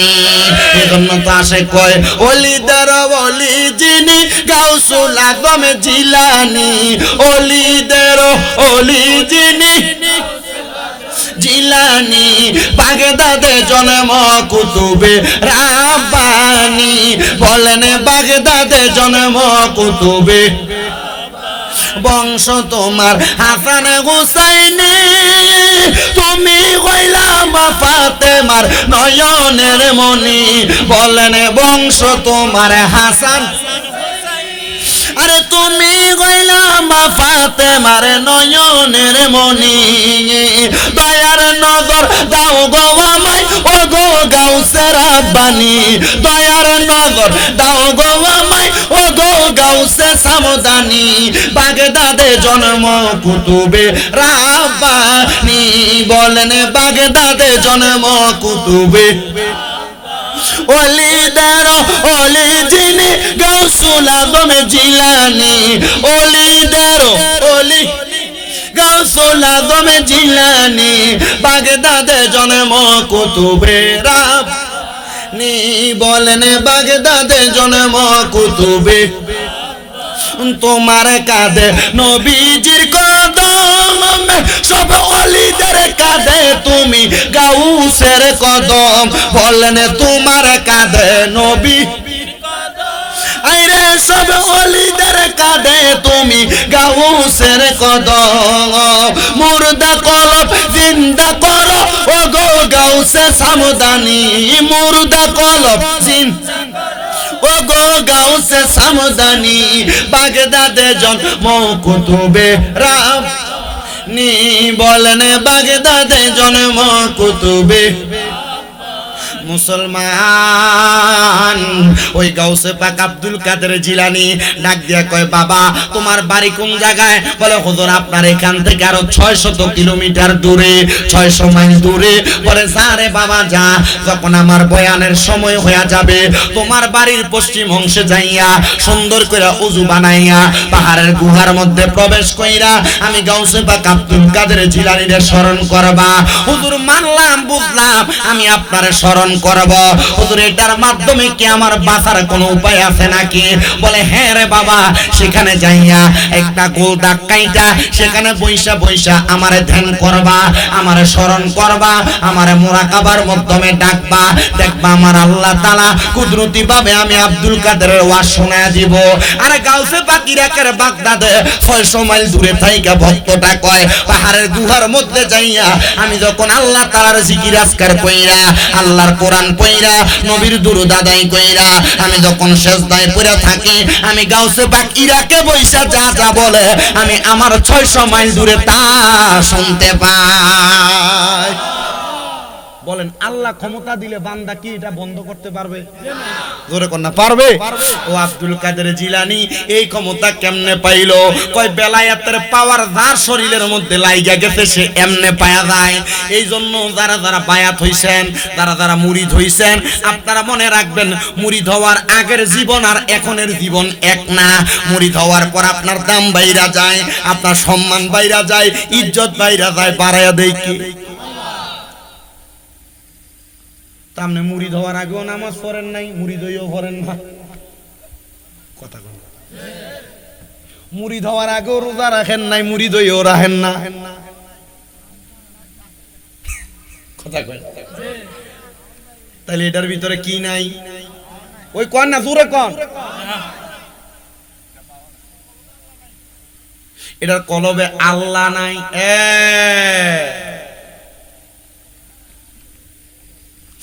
ওই গাউসে পাক আব্দুল কাদের জিলানী উনি ওনার জীবনে একজন দুইজন মানুষকে হেদায়েত করেন নাই অনেক মানুষকে করছেন আরেকটা হেদায়েত শুনেন ইয়াংস্টার পোলাপান নেশা করে মদ খায় ইয়াবা খায় গাঞ্জা খায় নেশা করতে করতে মাথার তুলারি ফাটলা হইয়া থাকা এই নেশা করতে করতে যখন নেশা করার টাকা পয়সা তার কাছে থাকে না এবার মানুষের কল চুরি করে ওই জোরে কন্যা ঠিক কিনা মানে ডেক ডেক সিরোই দিতে পারেন এটি চুরি করে কথা কন্যা ঠিক কিনা কলার শরীরটা বাইরিতে দেরি থোটটা চুরি করতে দেরি করে না এ বাবা এই নেশা নামক এই বাজে জিনিসটার কারণে সমাজ নষ্ট সমাজ বরবাদ সমাজ ধ্বংসের পথে চইলা গেছে এ বন্ধুরে তো একদিন গাউসে পাক আব্দুল কাদের জিলানীর দরবারে একটা নেশাখোর নেশা করার জন্য টাকা পয়সা না পায়া এ চুরি কইরা কইরা তার সংসার চালায়, সে আবার নেশা করে। গাউসে পাকের দরবারে হাজির হয়ে গেছে, গাউসে পাকের দরবারে চুরি করব। গাউসে পাক আব্দুল কাদের জিলানী কয় সবাই নামাজ পড়তো 5 ওয়াক্ত, আমি গাউসে পাক আমার জীবনে 5 ওয়াক্তের চাইতে আরো বেশি নামাজ পড়তাম। ও আব্দুল কাদের জিলানী, আমরা জানি নামাজ তো 5 ওয়াক্ত, ফজর, যোহর, আসর, মাগরিব, এশারের নামাজ। এই 5 ওয়াক্ত ছাড়া আপনি আবার কিসের নামাজ পড়তেন? আর কি কোনো নামাজ আছে নাকি? বলে হ্যাঁ রে, আরো নামাজ আছে। গাউসে পাক কয় এর মধ্যে ফজরের আগে একটা নামাজ পড়ে, এটারে কয় তাহাজ্জুদের নামাজ। ফজরের পরে একটা নামাজ পড়ে, এটারে কয় ইশরাকের নামাজ। সারা দিন সূর্য ওঠা তাইকা ডুবার আগ পর্যন্ত দুইটা কয় দুহার অথবা চাস্তের নামাজ। মাগরিবের নামাজের পরে একটা নামাজ পড়ে, এই নামাজের নাম হলো আওয়াবিনের নামাজ। এমন আরো অনেক নামাজ আছে। একটা নামাজ আছে যেই নামাজের নাম সলাতুল ইস্তেসকা, যে নামাজ পড়ে আল্লাহর কাছে কিছু চাইলে দোয়া কবুল হয়।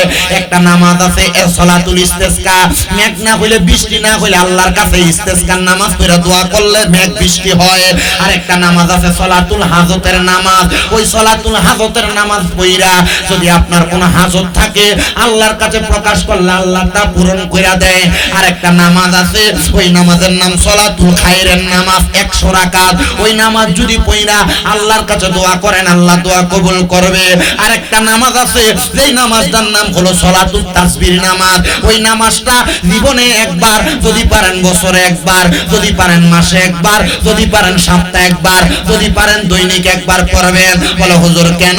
আল্লাহর নবী নবীজির চাচারে বলছে এই নামাজ আদায় করলে আমার আল্লাহ তাআলা তার মনের সব আশা পূরণ করে দেয়। আস্তে কইলেছেন না সুবহানাল্লাহ, আর মুহাব্বতে কোন না সুবহানাল্লাহ। তো গাউসে পাক কই 5 ওয়াক্ত নামাজ ছাড়া, দেখেন 5 ওয়াক্ত ছাড়া আর কয়টা নামাজ কইছি? তাহাজ্জুদের নামাজ, ইশরাকের নামাজ, চাস্তের নামাজ, আওয়াবিনের নামাজ, ইস্তেসকার নামাজ, হাজতের নামাজ, সলাতুল খায়ের, সলাতুল তাসবিহ, আরো আছে। এখানে মোট কইলাম 13টা নামাজের কথা। গাউসে পাক কই 5 ওয়াক্ত নামাজ ছাড়া আরো 13টা নামাজ আমি নিজে পড়তাম দৈনিক। মারহাবা। গাউসে পাক আব্দুল কাদের জিলানী কয় আমার কখনো ফজরের এশারের নামাজ তাইকা ফজরের আগে ওযু ভাঙতো না। মাঝে মাঝে যদি হইতো তো একদিন আমার এশারের নামাজের ওযুটা তাহাজ্জুদের ওয়াক্তে ভাঙা গেছে। কোন ওয়াক্তে? ওই নেশাখোর চোর ব্যক্তিটা ডাক দিয়া কয় আমার যখন ওযু ভাঙছে, ওযু ভাঙার সাথে সাথে গাউসে পাক আব্দুল কাদের জিলানীর ওযু ভাঙার সাথে সাথে উনি কয় আমি ওযু করার জন্য বের হয়ে গেছি। এমন টাইমে আমার ঘরের মধ্যে একটা চোর ঢুকছে চুরি করার জন্য। আমি ওযু কইরা, আমার গাউসে পাক কয় আমি ওযু কইরা আমার ঘরে ঢুকমু। এমন টাইমে ওই চোর কয় আব্দুল কাদের জিলানীর ঘরে কিছু পাইলাম না, না পায়া বের হয়ে যাইতেছি। এমন টাইমে আব্দুল কাদের জিলানী আমার সামনে, আমি ওনার সামনে। উনি আমারে জিগায় কে রে যুবক, কি তোমার পরিচয়? আমি কইলাম ও আব্দুল কাদের জিলানী, আমি আপনার কাছে আসছি, খবর পাইলাম আপনি নাকি মুরিদ করান। হুজুর আপনি মুরিদ করাইলে বায়াতে রাসূল গ্রহণ করলে মানুষ নাকি মুক্তি পায়, আল্লাহর কাছে মাফ পায়। হুজুর আমি আপনার কাছে আসছি, আপনি আমারে মুরিদ করাইবার জন্য। বলে আসছো তো ঠিক আছে, তো যাও কোথায়? গাউসে পাক এই প্রশ্ন করার সাথে সাথে কয় হুজুর মুরিদ হওয়ার জন্য আসছি, আজকে দেখা গেলাম আরেকদিন মুরিদ হমু। এটা কি আসলে মুরিদ হইতে আইছে না চুরি করবার লাগে? কথা কয় না, মুরিদ হইবার লাগে না চুরি করবার লাগে? আপনার কষ্ট হইতেছে নি কোনো? আমি মূলত আগের মতো না, এই যে 1 ঘন্টা 20 মিনিট হয়ে গেছে মাইক ধরছি। তা আমি চেষ্টা করবো আমার ওয়াজটা মোটামুটি 2 ঘন্টা নিয়ে ফেলাইতে, অসুবিধা হবে আপনারা? আমি 1 ঘন্টা 20 মিনিটের বেশি আসলে ওয়াজ করি। এই যে আমার টেম্পার শেষ, যতক্ষণ করার ততক্ষণ করছি। এরপরে যেটা করতেছি এটা বোনাস নেবেন। রাজি আছেন নি? রাজি আছেন নি ইনশাল্লাহ? কারণ আপনার হক বেশি। আমারে মোটামুটি আমি যখন দাওয়াত রাখছি আমার ওই জোনার সিদ্দিকী আপনার এলাকার ফুট না, আমারে কয়ে দিচ্ছে যে এটা আমরা এলাকা এইভাবে সময় দেওয়ার জন্য। আমি স্টেজে উঠো এবার লোক আগে কথা কইছি মাইক ধরে রাখি, যতটুকু হয়েছে দোয়া করবেন। এবার বাচ্চাটির জন্য মাঝে মাঝে এবার দোয়া চাই, মাঝে মাঝে মাহফিলে গেল কান্দে। 2-3 দিনে 4 দিনে 5 দিনে সফরে জানা যাইলো কান্দে, তো কান্দে কাকু হোলাইন দেখি না, ভিতরে দেখি তো মু ভিডিও কল নাই তো দেখি তো ভালো লাগে না। আমি দেখছি আজীবনে হেতরে দেখছি শুধু জিউতের লাইন না কান্দে। আলহামদুলিল্লাহ কন্যা এতে দোয়া করেন আপনারা, এটা আপনাদের জন্য একটা গৌরব, আপনাদের জন্য ভালো দিক। হ্যাঁ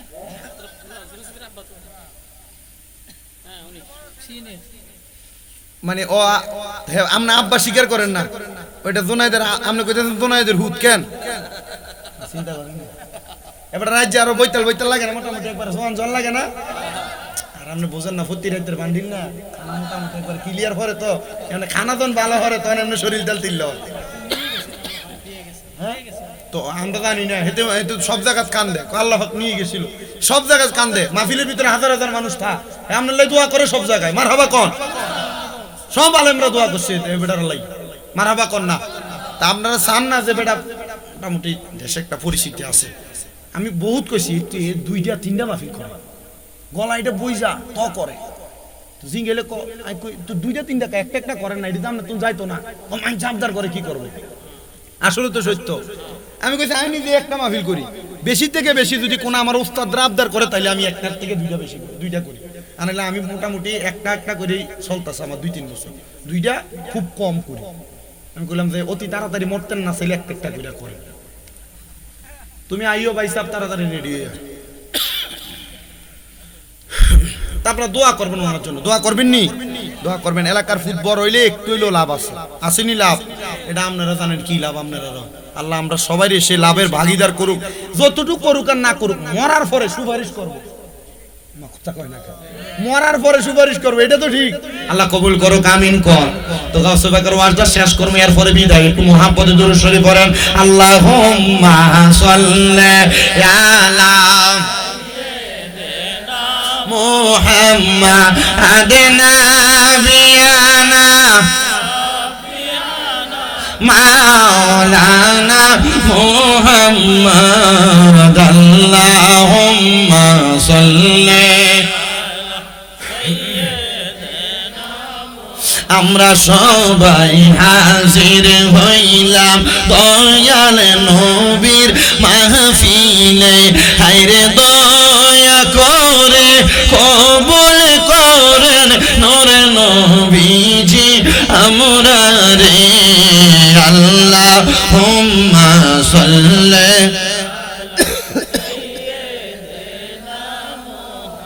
মাদানা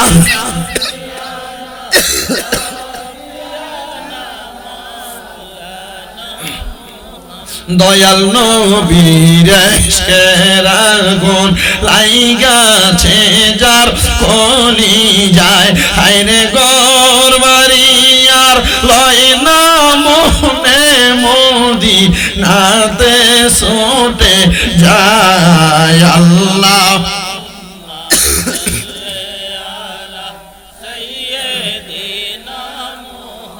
মাদেনা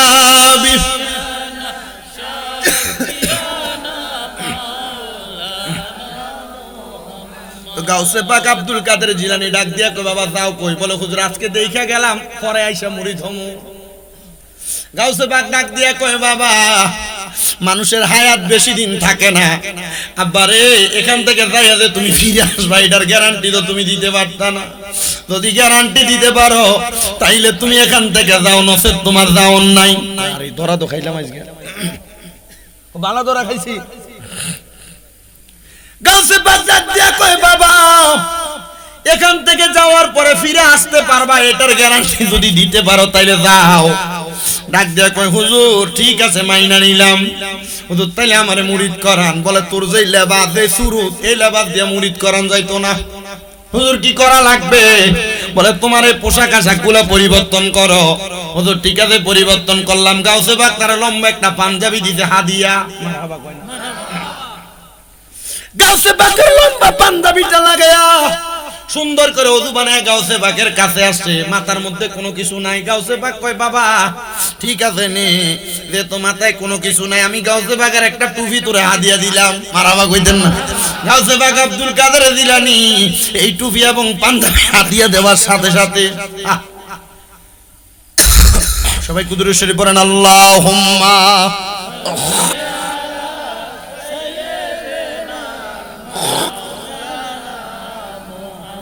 ওয়ালা আলি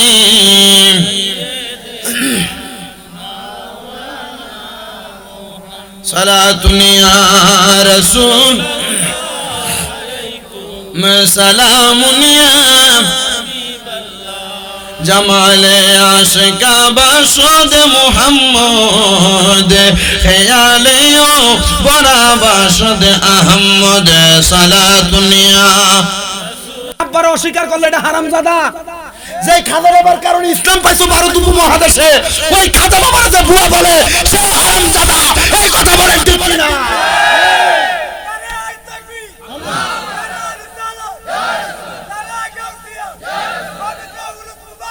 শুনেন, আমরা কোন আলেমের বিরোধিতা করার জন্য এই মাহফিলের ফ্যান্ডেলে বসি না। আমরা আজ পর্যন্ত কোন কথা কোরআন সুন্নাহ বিরোধী হইলে তার বিরুদ্ধে বলছি। আপনি আপনার মতো ওয়াজ করেন, আপনার বিষয়। আকীদা ভিন্ন হবে, এটা আপনার বিষয়। ভিন্ন আকীদা পূর্ব ছিল, এখনো আছে, ভবিষ্যতে থাকবে। কিন্তু আমার কথা হচ্ছে আপনার আকীদা ভিন্ন, আপনি আপনার আকীদার প্রচার করেন, কিন্তু আপনি আমাদের আকায়েদের তরিকতের ইমাম হযরত খাজা মাইনুদ্দিন চিশতিকে নিয়ে মন্তব্য করার সাহস আপনি ফকিন্নির ফোলারে কেউ দেয় না। কথা কন না কেন, ঠিক কি না? খাজা গরিবে নওয়াজ উনি হিন্দেল বলি, ওনাকে রহমাতুল লিল আলামিন নবী নিজে পাঠাইছেন, নিজে ভারত উপমহাদেশ ইসলাম প্রচার করার জন্য। আপনারা খাজা গরিবে নওয়াজের জীবনী পড়ে দেখবেন। খাজা গরিবে নওয়াজ নবীজি রওজায় গেছে সালাম দেওয়ার জন্য। নবীজি রওজার মোবারক থেকে এক মুঠ মাটি বের করে দিয়া খাজা গরিবে নওয়াজরে কইছে, এ মাইনুদ্দিন, এই মাটির কালার যে এলাকার লগে মিলা যাইবো ওই জায়গায় যায় তুমি ইসলাম প্রচার করবা। খাজা মাইনুদ্দিন চিশতি ঘুরতে ঘুরতে ভারত উপমহাদেশ আইসা দেখছে আজমির শরীফের ওই জায়গার মাটির সাথে ওনার হাতের মাটি মিলছে, ওইখানে ইসলাম প্রচার করছে। ওই খাজা গরিবে নওয়াজ এর দরবারে বর্তমানে এখনো দৈনিক একজন হইলেও মুসলমান হয়। তো ওই খাজা বাবা যদি বুয়া হয়, আমার মতো মৌলবীর দাম আছে মিয়া? তওবা করেন, তওবা করেন। আল্লাহর ওলিদেরকে নিয়ে মন্তব্য করেন না, কারণ আল্লাহর কথা মানে আদালি ওয়ালিয়ান ফাকাদ আযামতুহু বিল হারব। যারা আল্লাহর ওলিদের সাথে দুশমনি করে, বেয়াদবি করে, আল্লাহ তাদের সাথে যুদ্ধের ঘোষণা করে। তো আল্লাহর ওলির লোকে বেয়াদবি করবেন, ওই যে ফেরাউন আর নমরুদরে জুতার বাড়ি দিয়ে মারছে, আপনারা জুতার বাড়ি দিয়ে মরণ লাগবে। আল্লাহ আমাদের বুঝার তৌফিক দান করুন। আল্লাহর কসম করে বলে আমি কোন আলেমের নাম ধরে বিরোধিতা করি না। যে কথা বলে সে কথার বিরোধিতা করবে।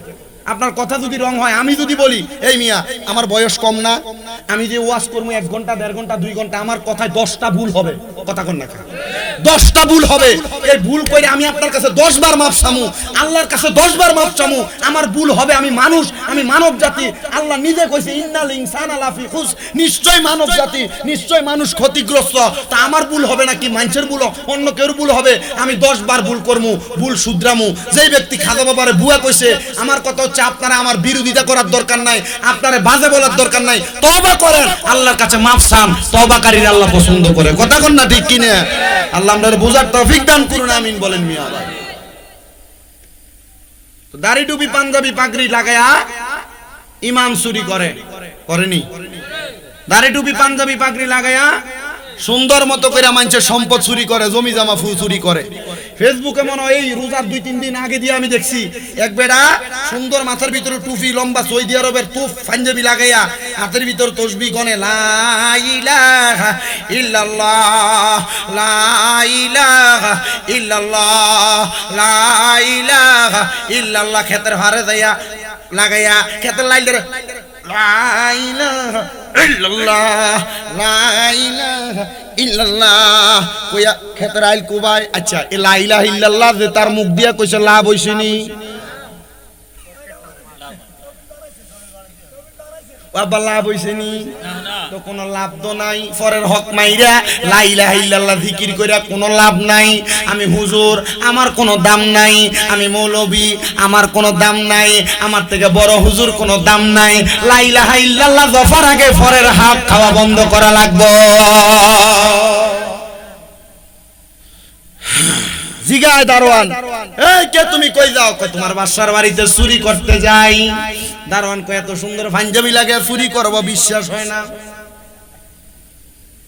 চুরি করতে বাসার ঘরে গেছে, সবাই ঘুমায়। পুরা বাড়ির রাজপ্রাসাদের মাল সম্পদ একটা বস্তাত ভরছে। চারিদিক দিয়ে আজান পড়ছে, চিন্তা করছে আজান যেহেতু পড়ে গেছে, এখন আপনি বাইরে হমুক, এমনি মানুষ থাকবো বাইরে বাইরে।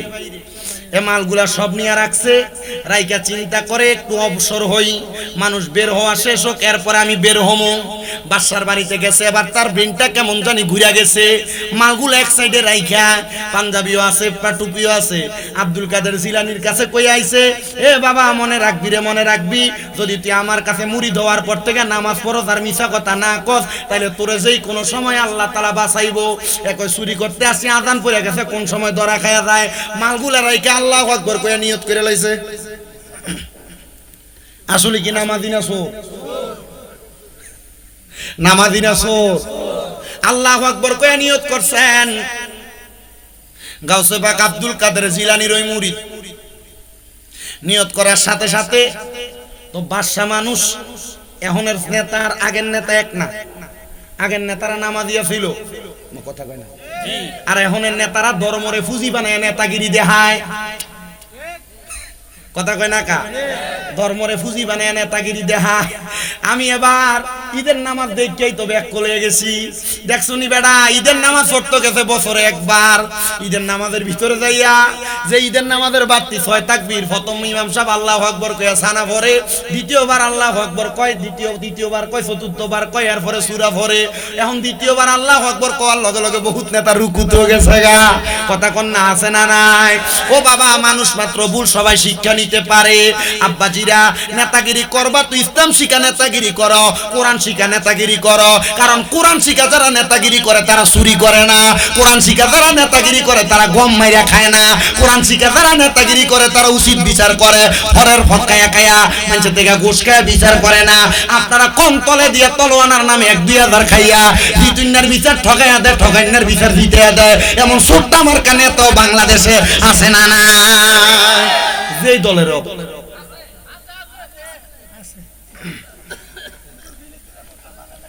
কই বইও আমার মুসলমান ইমানদার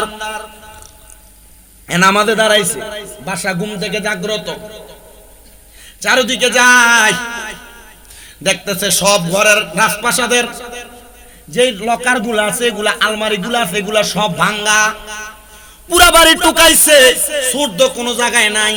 যা দেখতেছে নামাজের যেই ঘর, এই ঘরের মধ্যে একটা ব্যক্তি টুপি লাগায়া পাঞ্জাবি লাগায় নামাজ পড়ে, পাশে একটা বস্তা, এ বস্তা ফাঁকা করে দেখতেছে, বস্তার মধ্যে ওই ঘরের যত স্বর্ণ মুক্তা মণি অলংকার আছে সব এই বস্তার মধ্যে। গাউসে পাক আব্দুল কাদের জিলানীর ওই মুরিদরা নামাজ পড়ে। এই বাদশা এই মাল সামান গুলা দেখা কয়, দেখছনি, মনে হয় সুরে চুরি করে লইয়া যাইতে লাগছিল, এ আল্লাহর ওলি মনে হয় আমার মালটি বাঁচাইছে। আসলে কি এবারে বাঁচাইছে? এবারটাই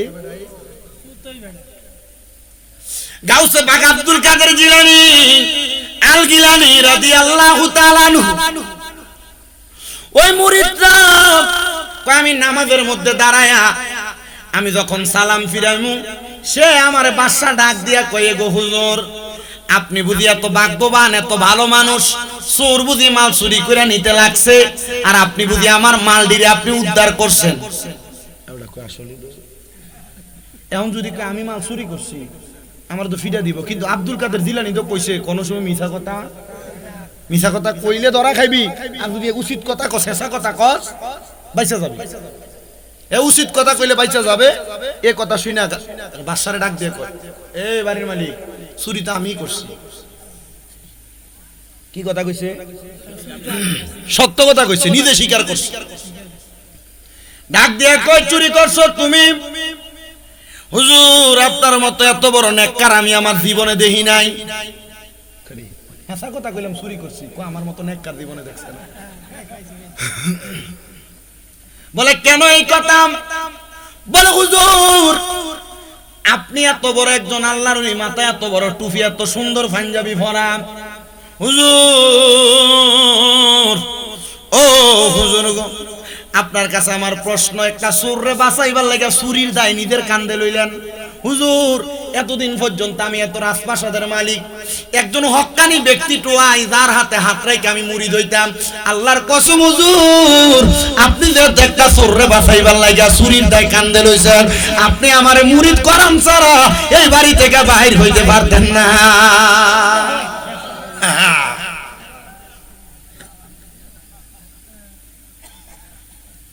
গাউসে পাক আব্দুল কাদের জিলানী ওই মুরিদ ডাক দিয়ে কয়, প্রথম গেলাম চুরি করতে, হইয়া গেলাম মুরিদ, এখন আইলাম চুরি করতে, এবার মুরিদ করান লাগবে। ধরা খাইছে, কেমনে রে মুরিদ করাইতাম, এত নিয়ম জানে, ওযু করা লাগবে। বাদশা ওযু করবে, ডাক দিয়ে কয়, আপনি ওযু করে আসেন। বলে ওযু তো আমার এখানে আছে, ওযু কইরে আমি এখানে আসছি নামাজ পড়তে, এখন দেখি এই কারবার। এই বাদশা ডাক দিয়ে কয়, তাহলে হুজুর মুরিদরা করান। বলে আমি মুরিদ করামু কেমনে রে বাবা, তোরে মুরিদ করাইতাম না, যত মাল সামান আছে তুমি রাখো, আমার বিদায় দাও। কয় হুজুর আমার বাদশাকে নিয়ে যান, আমার রাজপ্রাসাদ নিয়ে যান, হীরা জহরত মণি মুক্তা যা আছে সব নিয়ে যান, তবে আপনি মুরিদ করাই দিয়া যান। হুজুর ডাক দিয়ে কয়, এ বাবা তাহলে তোমার ডান হাত বাড়াও। বলে হুজুর বাড়াই না। বলে তুমি আমার সাথে বলো কোনোদিন নামাজ ছাড়বা না। হুজুর ছাড়তাম না। তুমি আমার সাথে বলো মিছা কথা কইতা না। হুজুর কইতাম না। বলে এই দুইটাই তোমার মুরিদ। সূরা তো একটু আগে এই বিষয়ে ওয়াদা করেছে আব্দুল কাদের জিলানী, বলে এগুলাই তোমার মুরিদ। এই কথা মনে মনে স্বীকার করে আবার বিদায় হয়ে যাবে। ওই বাড়ির মালিক ডাক দিয়া কই, হুজুর যা মাল সামান আছে সব আপনি আপনার সাথে নিয়ে যান। বলে কেন, আপনি কি রাখবেন না? বলে হুজুর চোরে যদি নিয়ে যাইতো তাহলে এগুলা চোরে মালিক হইতো, যেটা আপনার কাছে আমি বায়াত গ্রহণ করেছি, এগুলা সব আমি আপনারে দিলাম। আপনি যদি দোয়া করেন, আপনার মতো আল্লাহওয়ালা ব্যক্তি যদি দোয়া করেন, তাহলে আল্লাহ তাআলা আমার ভাগ্যে আরো সম্পদ দিবে। মনে রাখবেন, আত-তাকদিরু লা ইয়ারুদ্দু, মানুষের তকদির কোনোদিন পরিবর্তন হয় না, ইল্লা বিদুআ, দুআর কারণে পরিবর্তন হয়ে যায়। ও বাবা, আপনি যেই জায়গায় থাকেন না কেন, যেই পজিশনে থাকেন না কেন, ছোট হোক বড় হোক, সবার কাছে সব সময় দোয়া চাইবেন। কারণ মনে রাখবেন, এই দোয়ার কারণে আল্লাহ তাআলা আপনার ভাগ্যকে পরিবর্তন করে দিবে, গরিব থেকে ধনী বানিয়ে দিবে, অসুস্থকে সুস্থ বানিয়ে দিবে। এবার আপনারা বলেন, দোয়ার বরকতে যদি আল্লাহ তাআলা আমাদেরকে নিয়ামত দেয়, আমরা বেশি বেশি একজন আরেকজনের জন্য দোয়া করার দরকার আছে না নাই? শত্রুর লাগেও দোয়া করবেন। কথা কয় না, শত্রুর লাগে কি করবেন? দোয়া করবেন। আপনার ভাই, আপনার চাচা, নানা, খালু যে হোক, সে আপনার শত্রু, দোয়া করবেন, আল্লাহ সে যদি আমার শত্রুও হয়, তুমি তার বিপদ আপদ বালা মুসিবত থেকে হেফাজত রাখো, তার সম্পদের মালিক বানাও। আল্লাহ সে আমার শত্রু, আল্লাহ তার সাথে আমার শত্রুতা মীমাংসা কইরা আমাদের মাঝে ভাইয়ের সম্পর্ক তৈরি কইরা দাও। এই শত্রুতা যদি মীমাংসা হয়, মনে রাখবেন কাল হাসরের ময়দানে আল্লাহ আপনারা নাজাত দিবে। আস্তে কইছে সুবহানাল্লাহ, জোরে কোন সুবহানাল্লাহ। এ মুসলমান, সব মাল সামান গুলা যখন দিয়া দিছে, মাল সামান গুলা নিয়ে এবার আল্লাহর বান্দাটা সামনের দিকে যায়। এ চিন্তা করে কোথায় যাব, কোন জায়গায় যাব। এত মাল সামান, হীরা মণি মুক্তা জহুরত স্বর্ণ টাকা পয়সা সবগুলা নিয়ে দৌড়াইতে দৌড়াইতে আব্দুল কাদের জিলানীর দরবারে গেছে। ডাক দিয়া কয়, আব্দুল কাদের জিলানী গো, ও হুজুর গাউসে পাক আব্দুল কাদের জিলানী, আপনার কাছে আমার একটা আবদার গো হুজুর, এই নেন আমার সব মাল সামান আপনাকে দিলাম। বলে তোমার মাল সামান তুমি নেও না কেন, মুরিদ করাইলা কেমন? কয় হুজুর আপনি রইলেন বাগদাদ শরীফের মধ্যে, ইরাকের মধ্যে, আমি যে মুরিদ করাইছি আপনি জানলেন কেমনে? কয় সে বাদশা আমার কাছে মুরিদ হইতে আসে নাই, সে তার মনের মতো মানুষ চাইছে, যেহেতু তোমারে পাইছে তোমার কাছে মুরিদ হইছে। এখন তুমি মাল পাইলা কই? বলে মালগুলা পাইছি, এই মালগুলা নিয়ে আপনার কাছে চলে আসছে। হুজুরে মাল নিয়ে আমি বাড়িতে যাইতে পারতাম না। বলে কেন? আমি যদি বাড়িতে যাই, আমার স্ত্রী আমাকে বলছে আমি যেন চুরির মাল, ডাকাতির মাল বাড়িতে না নেই, কয়েকজনে না খাইয়া থাকবে, আমার স্ত্রী চুরির মাল খাবে না। কিন্তু আমরা সমাজে এই ঈদের সময় বহুত মহিলারা দামি কাপড়ের লাগে জামাইরে চাপ দিছে, দামি থ্রি পিসের লাগে জামাইরে চাপ দিছে, পাকিস্তানি থ্রি পিসের লাগে জামাইরে চাপ দিছে, বহুত বেড়া ফাঁসি পর্যন্ত দিছে। আমুজিরা, এ ডুমুরি এলাকার মা বোনেরা, সোশ্যাল মিডিয়ার মাধ্যমে দেখতেছেন যত মহিলারা, আপনাদেরকে বলি, স্বামীকে দামি জিনিসের জন্য চাপ দিয়েন না। স্বামীকে যা ইনকাম করে আইনা দেয় তার উপর আপনি শুকরিয়া থাকেন, বেশি জিনিসের জন্য চাপাচাপি করেন না। বলে হুজুর কেন? কারণ আপনার স্বামী যা ইনকাম করে আনে এটা আনতো তার মাথার গাম পায়ে ফারান লাগে, রক্তরে পানি করা লাগে। ও মা, তুমি যদি তোমার স্বামীর ইনকামে সন্তুষ্ট থাকতা তাহলে আল্লাহ তাআলা তোমারে আরো রহমত আরো বরকত দান করত। কিন্তু মহিলারা চিন্তা করে না জামাই কি এটা হালাল ভাবে আনলো না হারাম ভাবে আনলো। মা, জামাই কোন ভাবে আনে আজ পর্যন্ত জিজ্ঞেস করো নাই? এটা কি সুদের টাকা, ঘুষের টাকা, পরের হক মাইরে খাওয়িন না টাকা, মিছা কথা করে ইনকাম করিন না টাকা? ও মা, এই কথা তো কোনোদিন জিজ্ঞাসা না। মনে রাখো এটার কারণে তোমারও শাস্তি পাওয়া লাগবে। আরে হারাম খেয়ে তুমি যদি তোমার শরীরের গোশত বাড়াও, এই গোশত আল্লাহ তাআলা জাহান্নামের আগুন দিয়ে ফুরবে, কয়লা বানাইবো কয়লা। কথা কয় না কেন? হ্যাঁ, পোলাপাইন তোমার বাপে যা ইনকাম করে আনে এদিকে খাইতাছ, তোমার বাপে সুদের টেহা লাগায় তুমি জানো, তবুও ইনকাম খাও। বেডিয়াই, তোমার স্বামী কি ইনকাম করে আনে তুমি জানো, তোমার স্বামী সুদে টেহা লাগায়। আর জামাই একটু সুদে টিয়া লাগায়, এটা করতে গিয়ে ওনার বেড়াইতে লাগায় না, বেড়িয়েতে বাড়ি বাড়ি সুদের টিয়া লাগায়। এই কথা কন না কেন? লাগাই নিও মুরব্বী।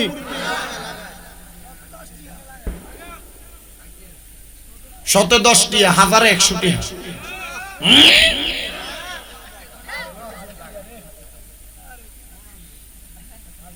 এই সুদের ব্যবসার কারণে বহু সংসার নষ্ট হয়ে গেছে, বহু সংসার ধ্বংস হয়ে গেছে। জায়গা বেচন লাগছে, এখন বিটা বাড়ি সারা ভাড়া থাউন লাগে।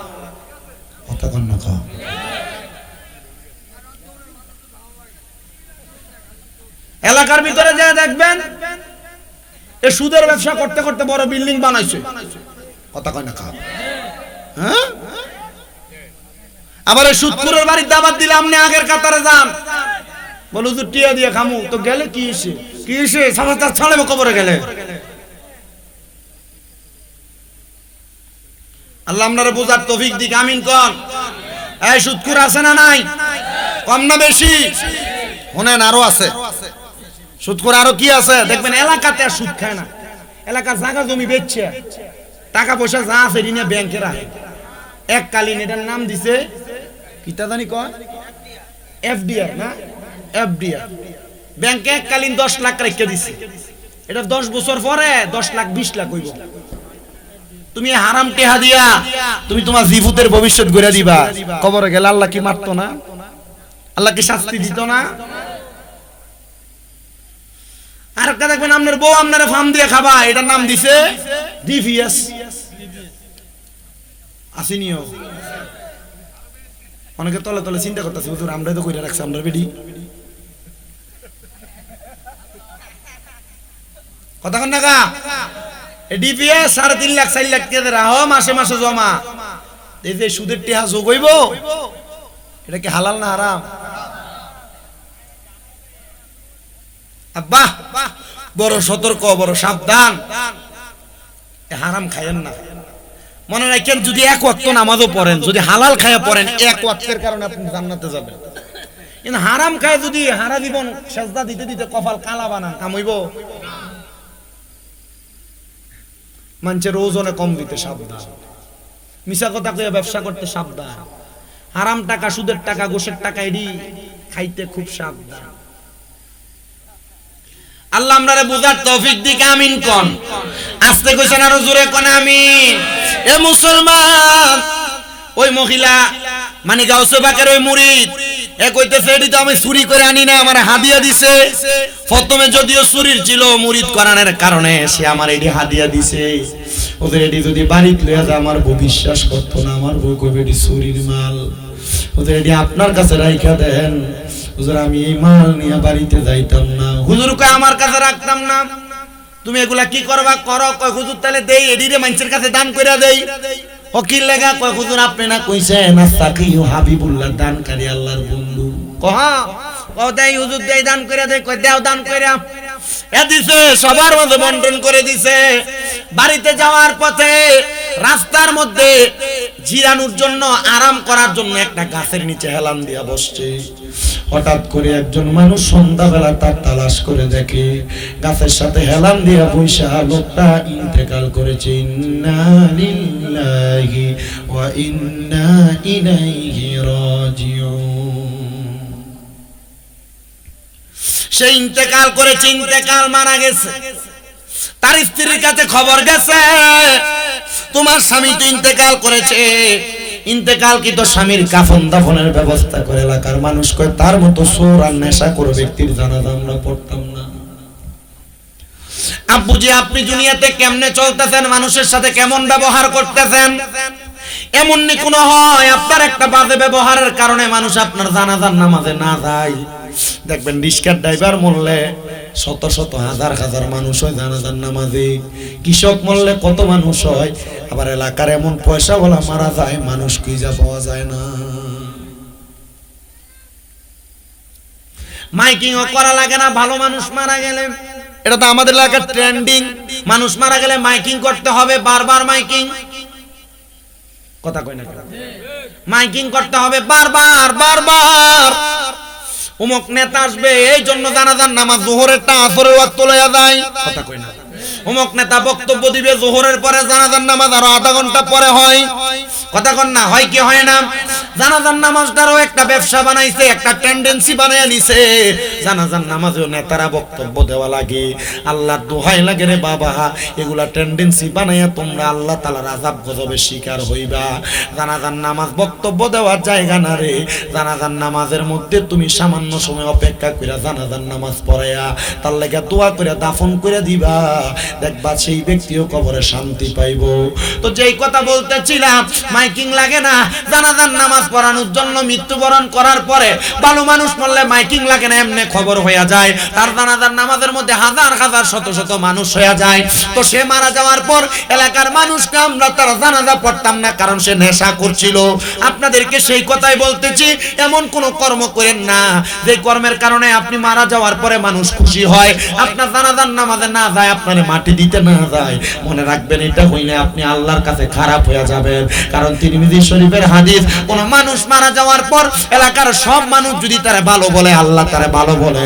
এলাকার কোন মানুষ যদি মারা যায়, এলাকার মানুষ যদি তারে মাফ কইরা দেয়, আল্লাহ তারে মাফ কইরা দেয়। এমন ভাবে চইলেন এলাকার মানুষ যেন আপনারে বালা কই আপনারে মাফ কইরা দেয়। বলেন, আমরা এমন জীবন গঠন করার দরকার আছে না নাই? এ মুহাব্বতের আওয়াজে কোন দরকার আছে না নাই? এ মুসলমান, এ নবীর উম্মতের দল, সবাই যখন তার জানাজাতে অস্বীকৃতি জানায়, গাউসে পাক আব্দুল কাদের জিলানী কয় আমি ফরাইমু তার জানাজা। হুজুর, আপনার মতো এত বড় মুহাক্কিক ব্যক্তি, আপনার মতো একজন বড় আলেম, আপনার মতো বড় একজন পীর সাহেব, হুজুর আপনি কেন এই নেশা করে এবং খারাপ ব্যক্তি চোরের জানাজা পড়াইবেন? কয় যদিও তোমরা তার চোর বলে জানো রে, সেই ব্যক্তি গত রাত্রে যে তওবাটা করছে এর চাইতে বড় তওবার হইতে পারে না। কোন মানুষ আগে খারাপ ছিল, আগে বাজে ছিল, হঠাৎ করে নামাজ ধরছে, আমরা এলাকার মানুষ তারে টিস্কারি করে কি কবে থেকে? কথা কয় না কেন? হঠাৎ করে নামাজ ধরলে তারে ভিল্লা দিও না, টিস্কারি করো না। কারণ সে হয়তো বা আগের খারাপই সব ছেড়ে দিছে, এখন থেকে ইবাদতে মশগুল হয়ে গেছে। মানুষের ভুলকে ক্ষমা করতে শিখো, মানুষের অন্যায়কে ক্ষমা করতে শিখো। তোমারে কে কইছে মানুষের ভুলের কারণে তার ভুল নিয়ে সমালোচনা করতে? মনে রাখবা, একজন ভুল করছে, তার ভুলের কথা যদি তুমি জনসম্মুখে মানুষের পর মানুষকে বলো, এটা গীবত হবে।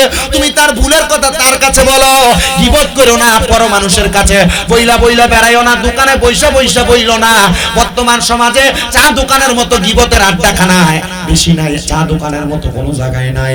চা দোকানে যে পরিমাণ গীবত হয়, চা দোকানে যে পরিমাণ মানুষের সমালোচনা হয়, আব্বাজি যদি পারো ঘরে চা বানায় খাইও, এমন গীবত শুইনো না।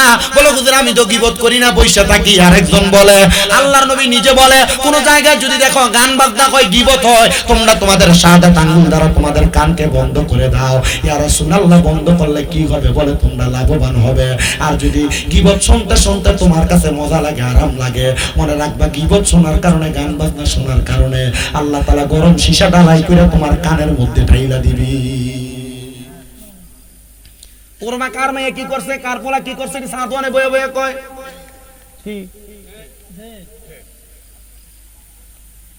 আল্লাহ আমরারে বুঝার তৌফিক দান করুন, আমিন কোন।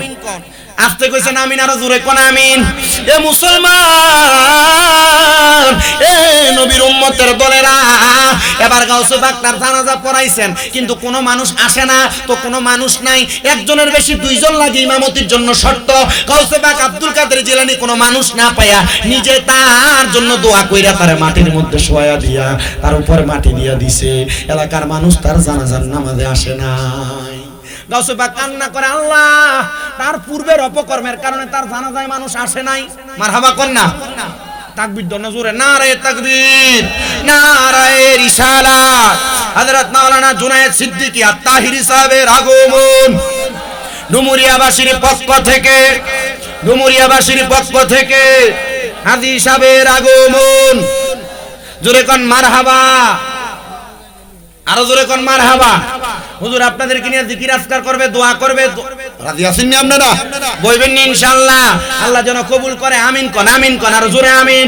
এ মুসলমান, গাউসে পাক আফসোস করতেছে, হাই রে এই ব্যক্তিটা যে দুনিয়ার জমিনের মধ্যে থাকা অবস্থায় যে কাজগুলা করছে, সে কাজের কারণে সেই ব্যক্তি জানাজাতে মানুষ আসে নাই। গাউসে পাক আল্লাহর কাছে দোয়া করে, আল্লাহ তুমি মানুষগুলারে কবুল করো, মানুষগুলা যেন তার দোয়াটা তার জন্য দোয়া করে। পুরা মানুষ ঘুমায় গেছে, চেয়ারটা বইয়ালা বাবা, ওই বাবা কি রে দুলা ভাই বেটা হুজুর তো বইও আছে। হ্যাঁ, আমার শেষ দোয়া, আমি জীবন বক্তা বইয়ের কি ওয়াজ করি না, বেশিতে বেশি হলো 2 মিনিট। আল্লাহ কবুল করক, আমিন কোন। তো যেই কথা গাউসে পাক দোয়া করছে, আল্লাহ মানুষগুলারে হেদায়েত দাও। এই দিন রাত্রবেলা পুরা এলাকার মানুষ স্বপ্ন দেখছে, যেই ব্যক্তি মারা গেছে সে একজন জান্নাতি ব্যক্তি, তার জানাজার নামাজ পড়ে নাই।